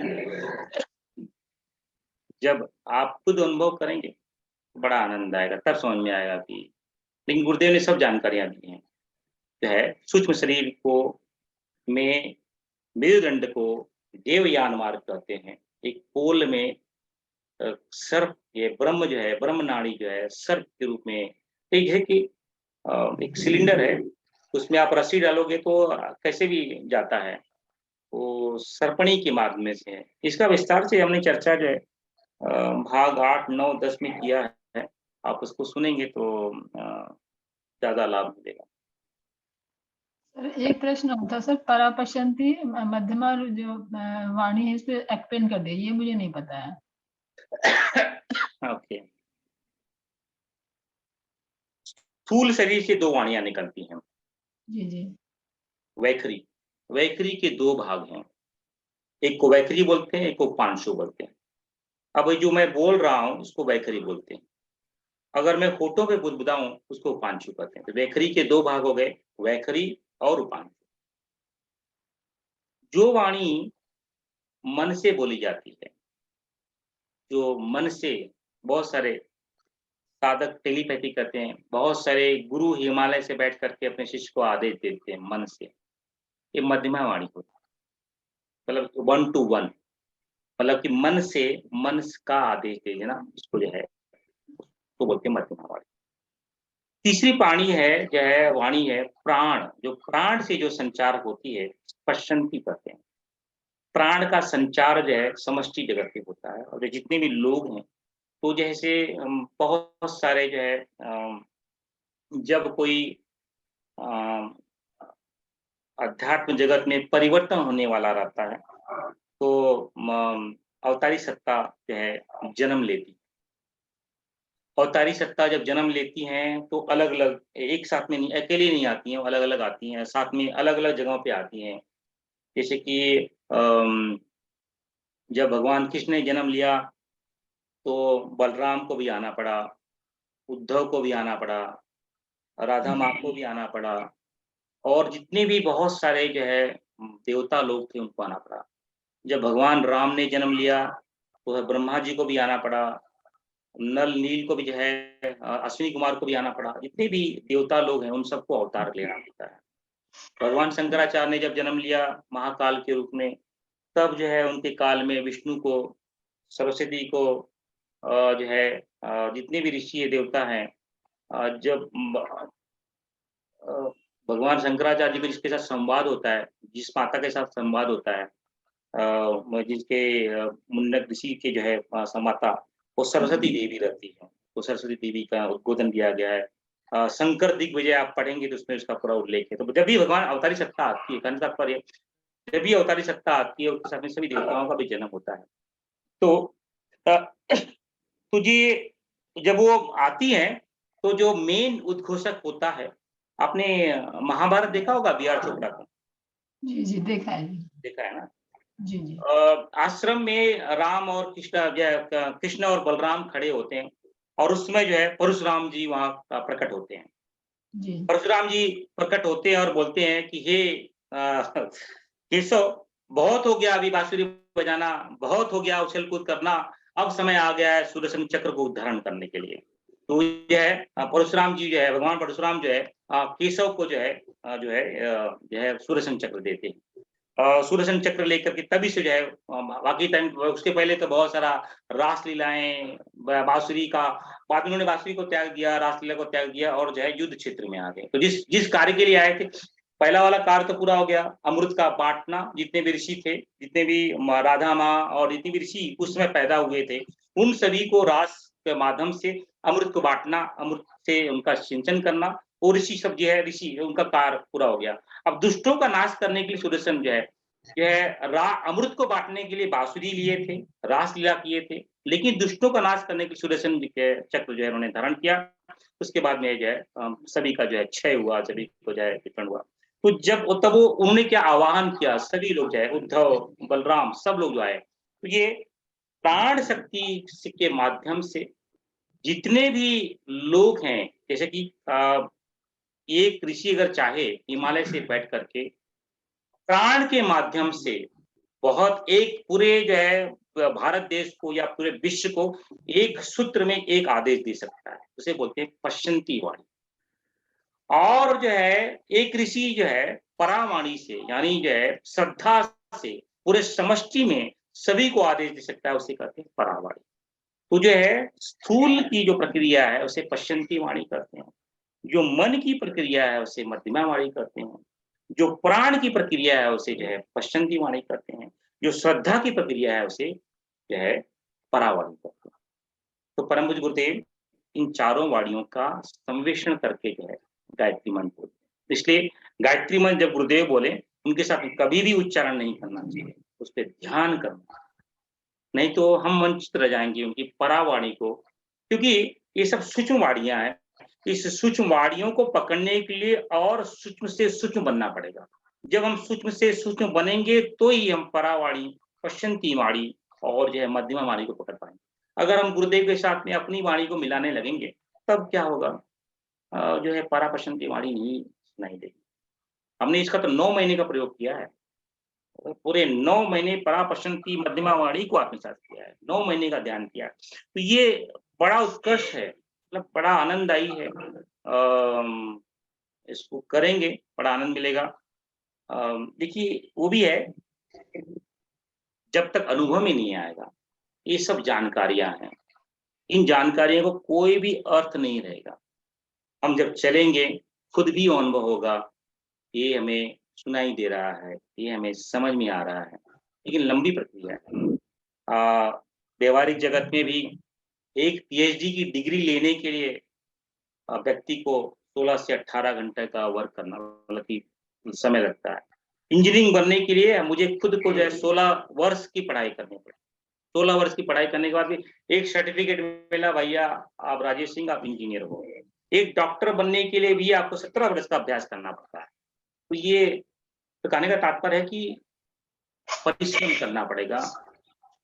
परा पश्यंती ये जानकारी सही है, लेकिन इसको अनुभव में लाने के लिए पहले सर्वप्रथम भोजन पे कंट्रोल लाना पड़ेगा, अपनी दृष्टि में सम्यकता लानी पड़ेगी, अपने शब्दों में सम्यकता लानी पड़ेगी, अपने स्पर्श में सम्यकता लानी पड़ेगी, अपने गंध में सम्यकता लानी पड़ेगी। जैसे जैसे तन्मात्राएं विषय में क्षालन होगा, क्षय होगा, तब जाकर के आस्ते आस्ते मध्यमा परा पश्यंती ये जो है आपके अंदर जो है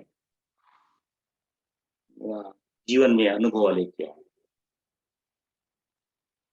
विवेचना तो बहुत की जा सकती है, लेकिन उसका कोई अर्थ नहीं है, अनुभव। जी जी, बहुत बहुत धन्यवाद सर आपका। बहुत बहुत धन्यवाद। मैं आपका छोटा भाई हूँ, भाई के नाम से ही संबोधन कीजिए। जी जी। सविता दीदी का एक क्वेश्चन है, योगा यानी पोल का करेक्ट आंसर बताने की कृपा करें। क्या क्या? योगा यानी पोल का करेक्ट आंसर की आंसर कृपा करें। ओ हो, अच्छा।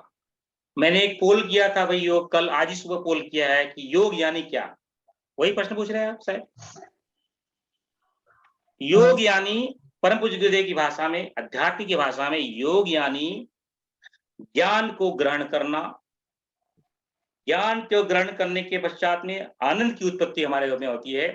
जब ज्ञान और आनंद आएगा तो परिपूर्ण बनते हैं। तो योग की तीन ही परिभाषा है, ज्ञान को ग्रहण करना, आनंद की ज्ञान ग्रहण करेंगे तो आनंद होगा, जब ज्ञान और आनंद आएंगे तो परिपूर्ण बनेंगे। योग जो भी सूत्र हमें ज्ञान दिला दे, जो भी सूत्र हमें आनंद दिला दे, जो भी सूत्र हमें जो है इन दोनों का समन्वय से जो परिपूर्ण करा दे, उसे कहते हैं योग।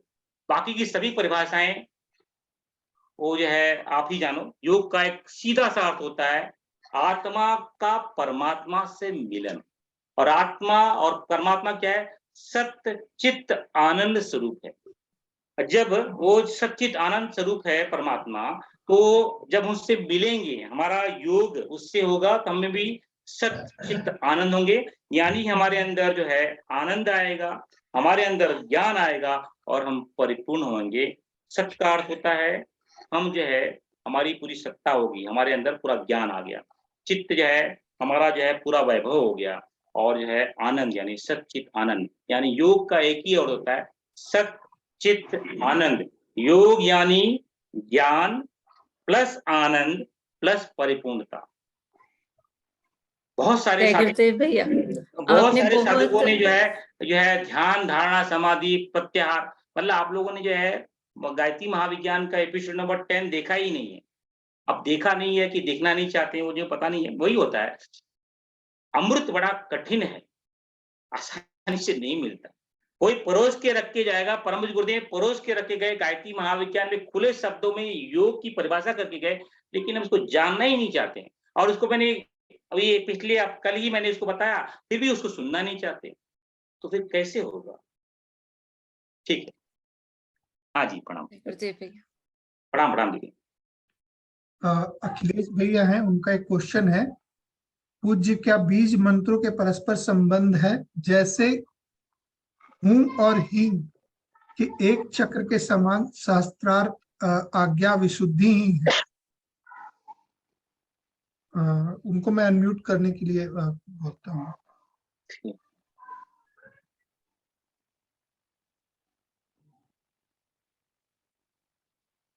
अखिलेश भैया आप अपना क्वेश्चन पूछ लीजिए।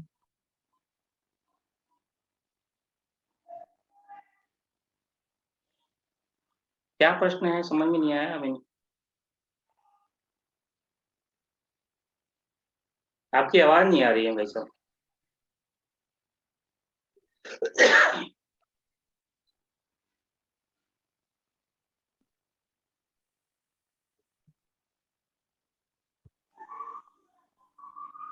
भैया का क्वेश्चन है कि बीज मंत्र का परस्पर संबंध है जैसे हूं और लिंग के चक्र के समान शास्त्रार्थ आज्ञा विशुद्धि ही है। मुझे भी अच्छा, रिम श्रीम क्लीम की बात कर रहे हैं आप? हाँ, रिम श्रीम क्लीम जो है ये हमने गायत्री महाविज्ञान के सभी मोस्टली जितने भी एपिसोड मैंने अभी लिए हैं, सभी में इसके बारे में चर्चाएं की हैं। लेकिन जो गायत्री मंत्र आप देखोगे वेद में, गायत्री मंत्र तत्सवितुर्वरेण्यम भर्गो देवस्य धीमहि धियो यो न प्रचोदयात्, यही लिखा, यही गायत्री मंत्र है। ये 24 अक्षरों का मंत्र है। साम वेद में, यजुर्वेद में और ऋग्वेद में इन्हीं मंत्रों का उल्लेख है। उसमें कहीं भी ओम भू भुव स्व नहीं लगाया गया है। यानी मंत्र क्या हो गया? तत्सवितुर्वरेण्यम भर्गो देवस्य धीमहि धियो यो न प्रचोदयात्, ये मंत्र है। लेकिन कोई भी मंत्र, वैदिक मंत्र बिना ओम के चल नहीं सकता, क्योंकि उसमें ब्रह्म की जो है स्फुरना चाहिए, इसलिए ओम लगाया जाता है। देखिए गायत्री मंत्र जो है ये आदिशक्ति का मंत्र है, और आदिशक्ति के 3 रूप हैं, 3 शक्तियां हैं, रिम श्रीम और क्लीम। उसी को जो है भू भुव स्व के नाम से घोषणा की जाती है। इसलिए पूरा मंत्र जब हम बोलते हैं उसे कहते हैं ओम भू भुव स्व तत्सवितुर्वरेण्यम भर्गो देवस्य धीमहि धियो यो न प्रचोदयात्। लेकिन मंत्र 24 अक्षरों का है, तत्सवितुर्वरेण्यम भर्गो देवस्य धीमहि धियो यो न प्रचोदयात्। लेकिन आदिशक्ति पहले ब्रह्म का आवाहन करना है, बाद में आदिशक्ति को आह्वान करना है। आदिशक्ति के 3 स्वरूप हैं, रिम श्रीम और क्लीम। उसका आह्वान करने के लिए भू भुव स्व बोलते हैं। उसके पश्चात जो मंत्रों का उच्चारण किया जाता है। ये 24 बीज हैं, ये एक एक मंत्र जो है, एक एक अक्षर जो है, एक एक बीज मंत्र है।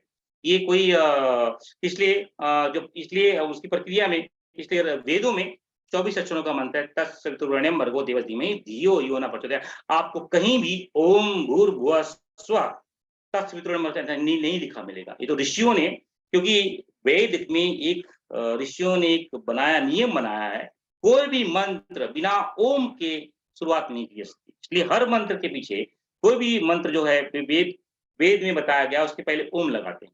और क्योंकि ये आदिशक्ति का मंत्र है, तो उसके लिए 3 उसकी जो व्याख्याएं हैं, रिम श्रीम क्लीम, उसकी लगाई जाती है। इसलिए भू भुव स्व। लेकिन इसी को जब हम सावित्री के रूप में प्रकाश करते हैं, तो भू भुव स्व महा जन तपस सत्यम, क्योंकि सावित्री परमाणु की साधना है, तो परमाणु की साधना के लिए जो है, जो हमारे जो 7 लोक हैं, उस लोकों का आह्वान किया जाता है। इसलिए भू भुव स्व मह जन तप सत्यम, ये बोल करके ही हम जो है ओम भूर्भुवः स्वः ओम भूर्भुवः स्वः मह जन तप सत्यम तत्सवितुर्वरेण्यं भर्गो देवस्य धीमहि धियो न प्रचोदयात्, ऐसा बोला जाता है।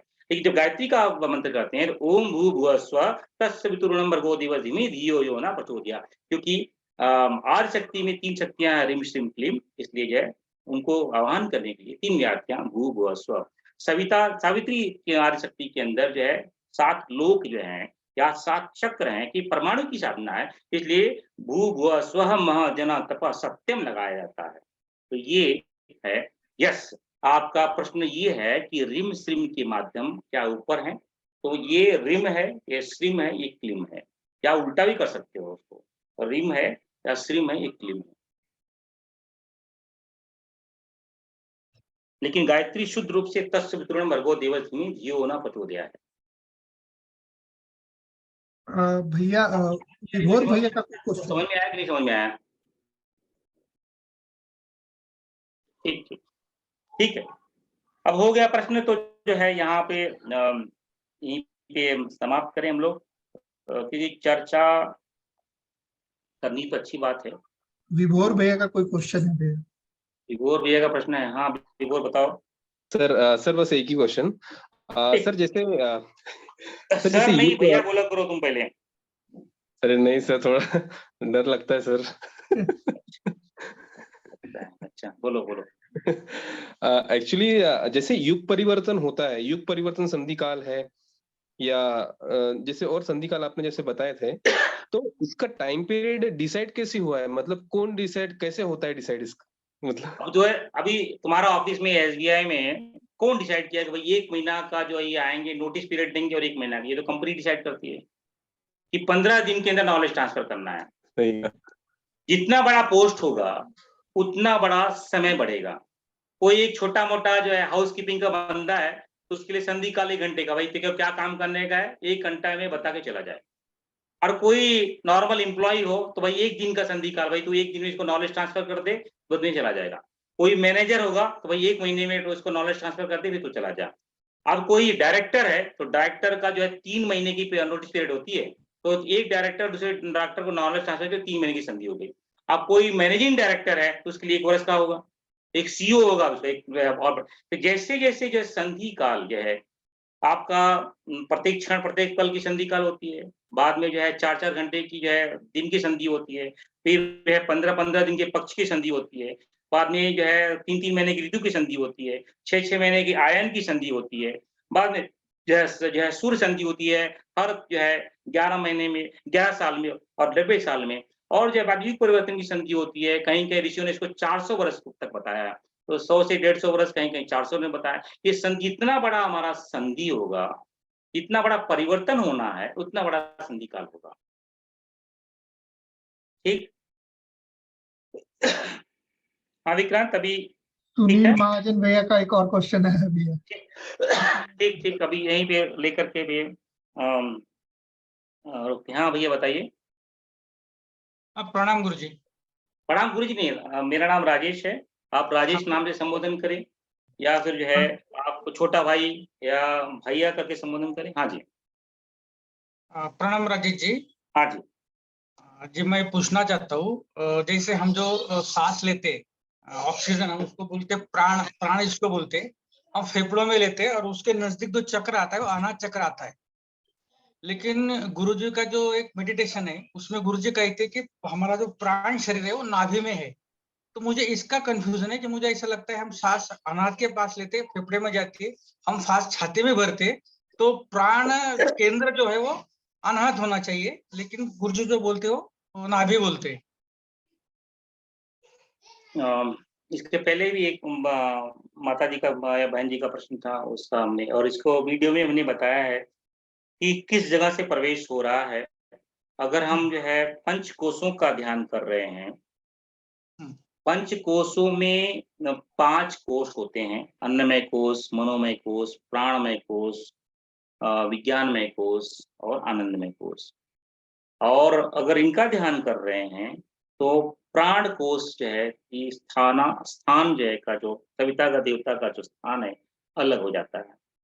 लेकिन हम जब 3 शरीर का ध्यान करते हैं तो जो है जो है प्राण का जो है जो कि सूक्ष्म शरीर के ही अंदर 3 कोश आते हैं। सूक्ष्म शरीर के अंदर ही आपका जो है मनोमय कोश, प्राणमय कोश और विज्ञानमय कोश आता है। तो जब हम 3 शरीर का ध्यान करते हैं तो ये प्राण का जो क्षेत्र है वो बदल जाता है, क्योंकि तीनों समग्र रूप से आते हैं।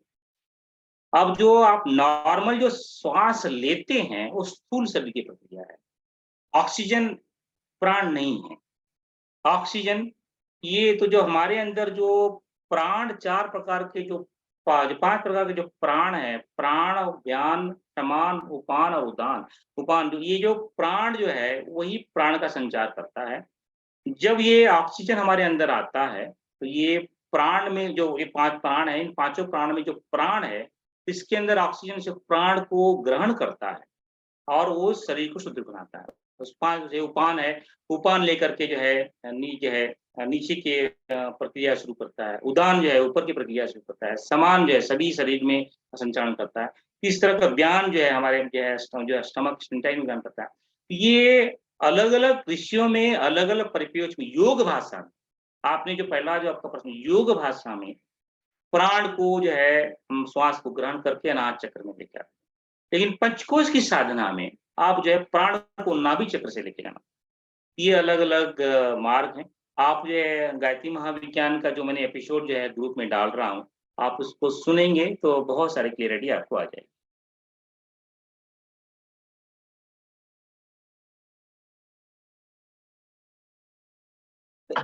ठीक है विक्रांत। जी ये एक और बाबूजी हैंड रेज किए हैं, उनका शायद कोई क्वेश्चन है।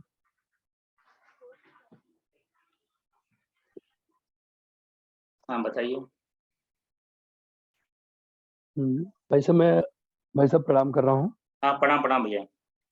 हाँ भाई साहब, मैं एक निवेदन करूंगा कि जैसे ये बताया जाता है कि जब करते हैं तो अपनी एक लय होनी चाहिए, उसी लय में मंत्र का प्रवाह बराबर चलना चाहिए। जैसे वो सांस लेते हैं, सांस छोड़ते हैं, सांस छोड़ते समय जब करते जाते फिर जब सांस लेना होता है तो उसमें हमारी एक लय टूटने लगती है। तो क्या सांस लेते समय भी और सांस छोड़ते समय दोनों टाइम जब चलता है? तभी अभी ऐसा करें, दोनों प्रक्रिया को साथ में न करें, आप श्वास को बाद में करें। अभी तो हम जो है ओम भूर्भुवः स्वः तत्सवितुर्वरेण्यं भर्गो देवस्य धीमहि धियो यो नः प्रचोदयात्। श्वास को इतना महत्व न दें। पहले सिर्फ जो है मंत्र पे महत्व दें। मंत्र का लय बनने लगेगा, क्योंकि बैखरी में मंत्र लेते हैं तो बैखरी में जो है श्वास प्रक्रिया उस पर आघात होता है और श्वास 2-3 बार श्वास लेना पड़ जाता है। अगर आदत नहीं होगी तो ओम भूर्भुवः स्वः तत्सवितुर्वरेण्यं भर्गो देवस्य धीमहि धियो यो नः प्रचोदयात्। अगर आपका ध्यान श्वास पे है तो मंत्र के लय पे नहीं होगा, क्योंकि आपका कॉन्सेंट्रेशन श्वास आ रहा है कि जा रहा है उस पे होगा। जैसे जैसे ये लय पकड़ लेगा, जब आप जो है बैखरी से मध्यमा में प्रवेश करेंगे, यानी बचपन में हमने ध्यान जो है गायत्री मंत्र इस ढंग से सीखा था। गायत्री को बैखरी में बोलना, जो है गायत्री को बैखरी में बोलने के बाद में उसको मानस में बोलना, मानस में यानी मन ही मन जो है उस गायत्री मंत्र का उच्चारण करना, और जो है उसके बाद में उस मन को जो है मन के बाद में प्राण से उस गायत्री मंत्र का प्रवाह करवाना, और बाद में प्राण यानी श्रद्धा लेके आना। तो उसमें जो है श्वास प्रक्रिया नहीं आती है। लेकिन योग शास्त्र में आप जो है गायत्री के माध्यम से भी प्राणायाम कर सकते हैं। जैसे कि ये मैंने बहुत सिखाया भी है बचपन में लोगों को कि भाई श्वास भरो तो जो है गायत्री मंत्र करते हुए श्वास को भरो, अंदर जो है 3 बार गायत्री मंत्र बोलते हुए श्वास को भरो, अंदर जो है 1 बार गायत्री मंत्र जो है श्वास को रोक के रखो, जब श्वास छोड़ते हो तो 3 बार गायत्री मंत्र बोलो और फिर श्वास को रोको, फिर श्वास गायत्री मंत्र बोलो। इसको मैंने ओमकार के माध्यम से भी बचपन में लोगों को सिखाया कि भाई ओमकार का गुंजन करते हुए जो है रेचक, पूरक, अंतर कुंभ और बाह्य कुंभ करो। ये लेकिन ये प्राणायाम की प्रक्रिया ऐसे बहुत फायदे हैं भी है। अलग-अलग प्रक्रिया हैं योग मार्ग में। अभी कल ही मैंने जो एक लेक्चर जो पोस्ट किया था गायत्री महाविज्ञान का 10वां भाग, उसमें परम गुरुदेव बताते हैं कि योग साधनाएं में योग में 6000 विद्याएं हैं, 6000। आप कौन सी विद्या की बात कर रहे हैं? 2 मिक्स कर रहे हैं या 1 मिक्स कर रहे हैं? तो 6000 विद्याएं हैं, अलग-अलग योग की विद्याएं हैं। तो हम 1 या 2 विद्याओं के मार्ग पे चलेंगे तो जो है काफ़ी फॉल होगा। इसको भी मिक्स कर लिए तो प्रॉब्लम होगा। क्या अलग-अलग विद्याएं हैं, सभी एक ही मार्ग पे ले जाएंगे तो जो है अब जो है गायत्री मंत्र का लयबद्ध में आप जो है मंत्र विज्ञान पे काम कर रहे हैं तो श्वास को मत लेके आइए। जैसे कि मंत्र विद्या जो है वो जो है आकाश से होती है। मैंने एक इसको लेक्चर में बताया था कि मंत्र विद्या आकाश से होती है और जो है जो आपका योग विद्या वायु से होती है। तो मंत्र विद्या कर रहे हैं तो उसके अंदर जो है मंत्र विज्ञान पे के आधार पे कर रहे हैं तो उसमें योग को मत लेके आए, उसमें वायु को मत लेके आए। अगर हम प्राणायाम कर रहे हैं तो प्राणायाम के हिसाब से जो है हम जो है मंत्र करें। योग ओमकार कर सकते हैं, गायत्री मंत्र कर सकते हैं, आप किसी का भी आधार ले सकते हैं। नहीं, मैं एक बात जानना चाहता था, अभी थोड़ा कंफर्म नहीं हो पाया मैं कि जैसे हमारा मंत्र का जाप चल रहा है जी तो सांस ऑटोमेटिक चलती रहती है, आती रहती है, जाती रहती है, मंत्र का जाप चलता रहे। जी ये ठीक है। हाँ, श्वास को आने जाने दीजिए, उस पे ध्यान नहीं दीजिए क्योंकि आप मंत्र विज्ञान पे काम कर रहे हैं, आप योग विज्ञान पे काम नहीं कर रहे हैं। श्वास प्रश्वास योग विज्ञान की प्रक्रिया है। तो आपका श्वास आ रहा है, जा रहा है, उस पे कितना भी चलेगा। ओम भूर्भुवः स्वः तत्सवितुर्वरेण्यं भर्गो देवस्य धीमहि धियो यो न प्रचोदयात्। ओम भूर्भुवः स्वः तत्सवितुर्वरेण्यं भर्गो देवस्य धीमहि धियो न प्रचोदयात्। ओम भूर्भुवः स्वः तत्सवितुर्वरेण्यं भर्गो देवस्य धीमहि धियो न प्रचोदयात्। मेरा श्वास टूट रहा है अभी, तो श्वास ले ले। अच्छा, जब जितनी देर में श्वास लेते हैं वो फिर अपना जो है लय टूटता है या फिर सांस पे ध्यान नहीं दे, मंत्र चलने दे, आते रहे, सांस आती रहे, जाती रहे। एग्जैक्टली जी, यही जानना चाहता था उसमें। जी वैसे प्रणाम करो। प्रणाम। भैया और चंदन अरोड़ा दीदी हैं, चंदा अरोड़ा दीदी। अच्छा, हैंड रेज किया है।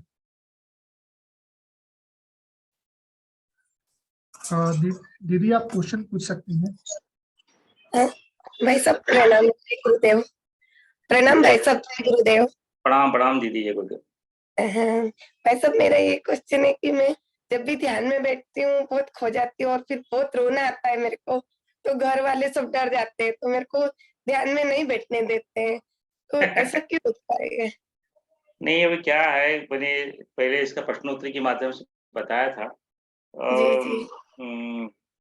ध्यान में बैठने के बाद में अगर कुछ कभी-कभी हमें महसूस नहीं होता है, लेकिन कभी-कभी हमारा प्रवाह जो है हमारे चित्त के क्षेत्र में चला जाता है।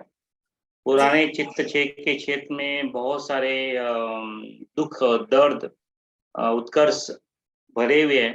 तो कभी-कभी ये कोई बोलता है कि मुझे ध्यान में बहुत रोना आता है, मतलब कि वो जो कहीं कभी किसी चित्त के क्षेत्र में उस जगह पे हमारा लगाव हो गया है, वहाँ पे जो पीड़न है, जो पीड़ा है, वो बाहर निकल रही है।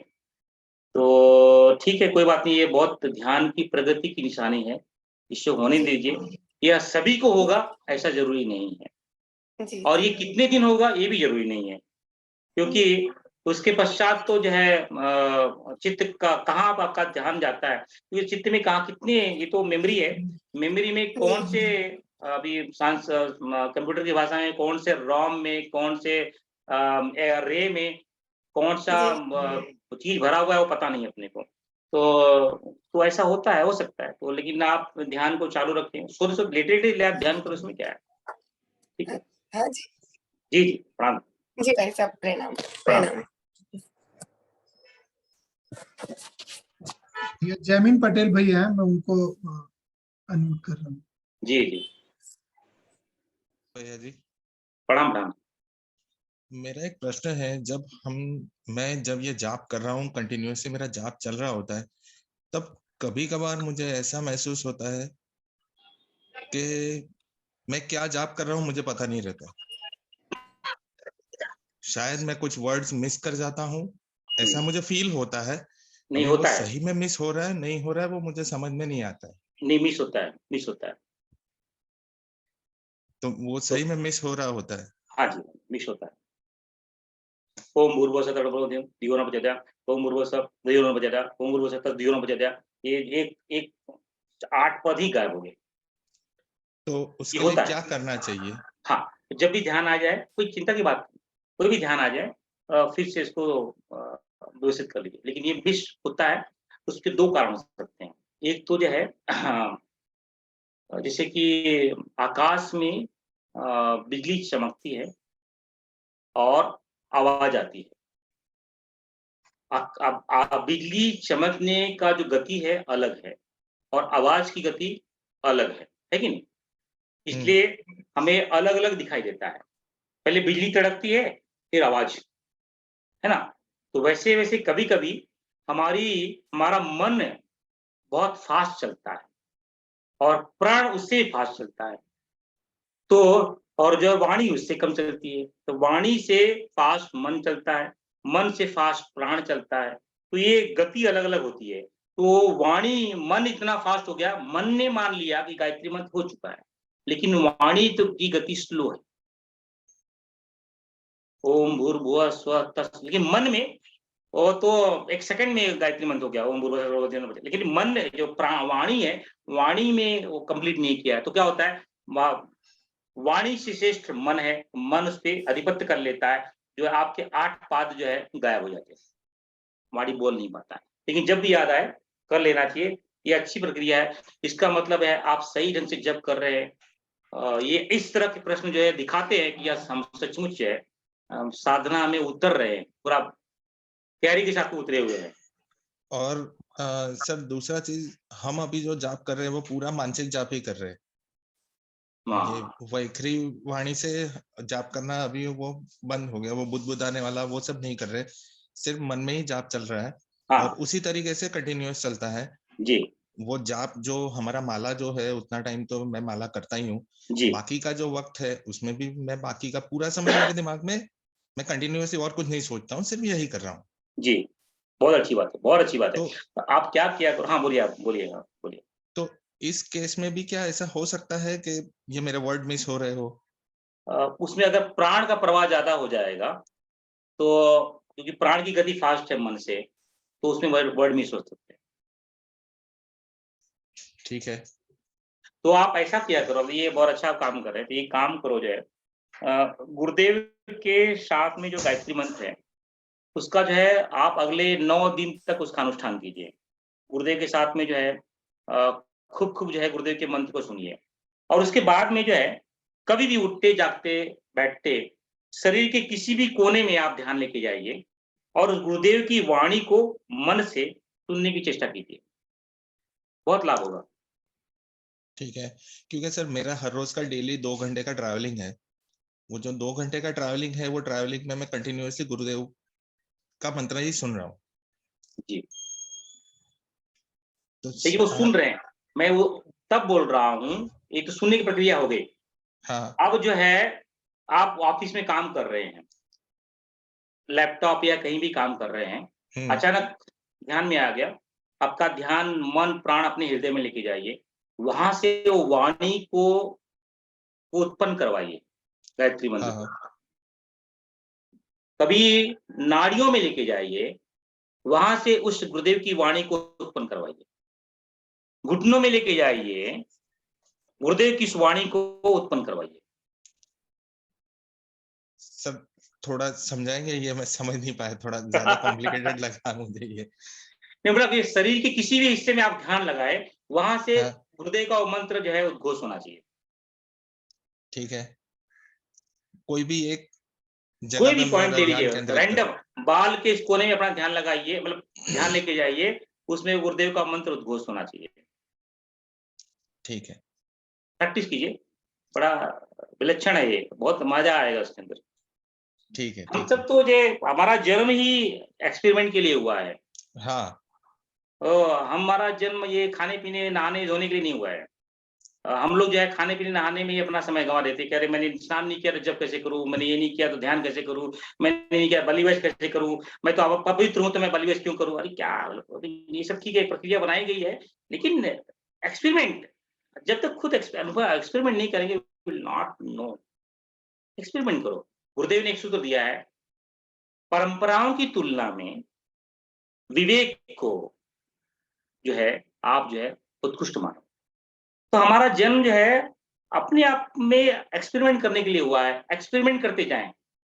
जो कहा गया है कि 1 महीने के अनुष्ठान में लहसुन और प्याज को नहीं खाना चाहिए, तो जो है 15 दिन जो का 1 महीने का उपवास ले ले, अनुष्ठान ले ले, 15-16 दिन जो है 20 दिन जो है लहसुन प्याज न खाएं, 21वें दिन लहसुन प्याज को खा के देखें क्या होता है, किस तरह का आनंद आपको मिलता है, किस तरह का ध्यान लगता है, तब मालूम पड़ेगा ना भाई लहसुन प्याज खाने का क्या नुकसान है। तो मतलब जब तक हम खुद अनुभव नहीं करेंगे तो बस चर्चाएं हैं, तो चर्चा से कुछ नहीं हासिल होने वाला है। वो तो क्या है, कोई भी चर्चा, कोई भी ये किताब जो है, अभी ये उपनिषद मैंने पढ़ लिया और खूब आपको बता दिया, अरे ये तो क्या, तो मैं वक्ता बन गया, पंडित बन गया, प्रवचनकर्ता बन गया, ये सब कोई भी अर्थ नहीं है, कोई भी मीनिंग नहीं निकलने वाला है जब तक ये अनुभव में नहीं आएगा। तो अनुभव कीजिए, बड़ा आनंद आएगा। और अनुभव एक्सपेरिमेंट करने का है, जो भी मार्ग बताया उस मार्ग पे चले, और उस पे जो नहीं करने के लिए कहा गया उसको करे।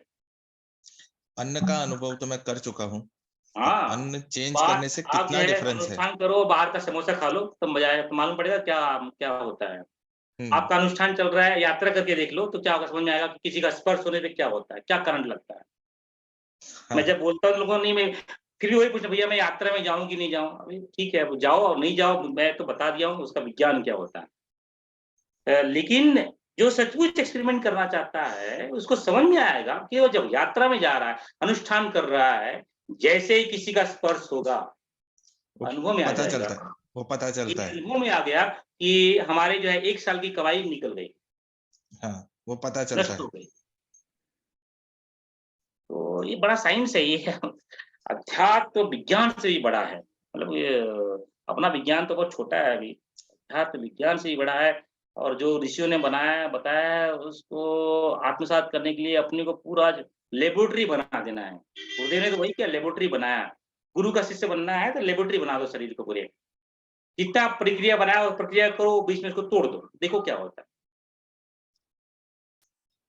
बहुत सारे अनुभव तो हमने किए हैं ये सब चीजें चेंजेस करके, और ये पता चलता है जैसे कि बताया गया है कि जाप करके उठने के तुरंत बाद किसी चीज को नहीं छूना चाहिए, स्लीपर वगैरह कुछ पहनना चाहिए, वो अनुभव किए हैं मैंने। रामकृष्ण परमहंस देव का सख्त आदेश है, अगर मंदिर में जा रहे हो तो सीधा मंदिर से घर आओ। अब रामकृष्ण परमहंस देव बोल रहे हैं, अब वो बोल रहा है तो उसका उल्लंघन किसी को नहीं करना चाहिए। हाँ, कोई भी हो नहीं करना चाहिए। अब हम मंदिर गए, मंदिर चलो यहाँ बाजू में रिश्तेदार रहते हैं, उनको मिल लेते हैं, उनके घर चले गए, चाय पानी पी लिए। चलो बनारसी में आया हूँ तो काशी में तुम्हारा यहाँ पे रिश्तेदार रहता है, तो वहाँ जो है काशी के घाट पे जो है खूब आनंद अमृत रस लिया, तीर्थ क्षेत्र किया, नहीं होंगे यहाँ पे चाय पानी पी लेते हैं, लो ठीक है, तीर्थ क्षेत्र का नुकसान कर दिया पूरा। इस उद्देश्य को जा रहे हो उस उद्देश्य को ग्रहण करो, वापस आओ, नहीं तो बट जाएगा। मंदिर में गए हो नंगे पाँव तो नंगे पाँव घर आ जाओ, चाय की टपरी मत जाओ, समोसा मत खाओ, घर पे आओ, बैठो, कपड़े पहनो, चप्पल पहनो, फिर उस परिधान में आओ, फिर जाके चाय पकौड़ा जो खाना खाओ। अगर सचमुच उसके मंदिर के गुणों को लेना है।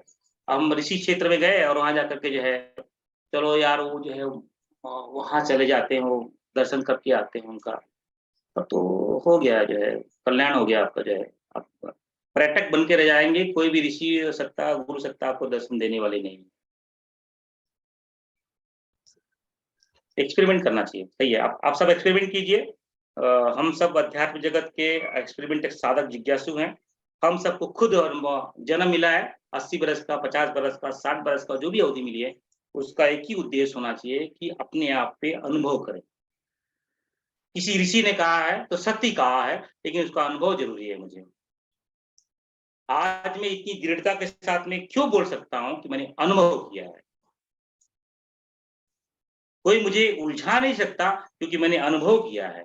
मैंने रसगुल्ले को खाया है तो रसगुल्ले के बारे में कोई भी जानकारी लेके आए, लेकिन मुझे मालूम है कि रसगुल्ला का स्वाद ऐसा ही होता है। कोई भी कितना भी चैलेंज कर ले मुझे पता है कि रसगुल्ला कैसा होता है कि नहीं। तो अनुभव सबसे बड़ा अनुभूति, बाकी का सब तो जो है मतलब वो छिलके हैं, तो छिलके में नहीं पढ़ना है। बहुत सारे लोग आएंगे, वेद में ऐसा लिखा है, उपनिषद में बहुत बढ़िया लिखा है, आपने कितना अनुभव किया है? अनुभव, सब युद्ध का अनुभव का ही तो है। और अपने को युद्ध में पढ़ने की जरूरत भी नहीं है, बड़ा कम समय है, 80 वर्ष की उम्र मिली है या 60 वर्ष की उम्र मिली है, बहुत कम समय है। उस कम समय में अगर समझ में आ गया तो कल्याण हो जाएगा, नहीं तो फिर से वही जो है कारवां चलेगा, प्रसव पीड़ा से जाना पड़ेगा, फिर से वही बिस्तर बोरिया पहन कर स्कूल जाना पड़ेगा, पट्टा लगाना पड़ेगा, जो है ये है। फिर जीविका चलाने के लिए जो है क्या क्या करना पड़ेगा, किसी स्त्री पुरुष के सामने भीख मांगना पड़ेगा, क्या वो प्रक्रिया फिर से बड़ी पीड़ा की प्रक्रिया है। जब समय मिला है, बाहर की भ्रांतियों को छोड़ करके, बाह्य के रंग को छोड़ करके अंतर की याद करें, गुरु सत्ता के चरण में लें, वेद का शरण लें, ऋषियों का शरण लें, बहुत कुछ मिलेगा। ठीक है, आज की यात्रा को यहीं रोकते हैं, नहीं तो क्या है फिर से यही पंडिताई हो जाएगी और इसका कुछ। धन्यवाद राजेश जी। प्रणाम भैया, प्रणाम। धन्यवाद। आइए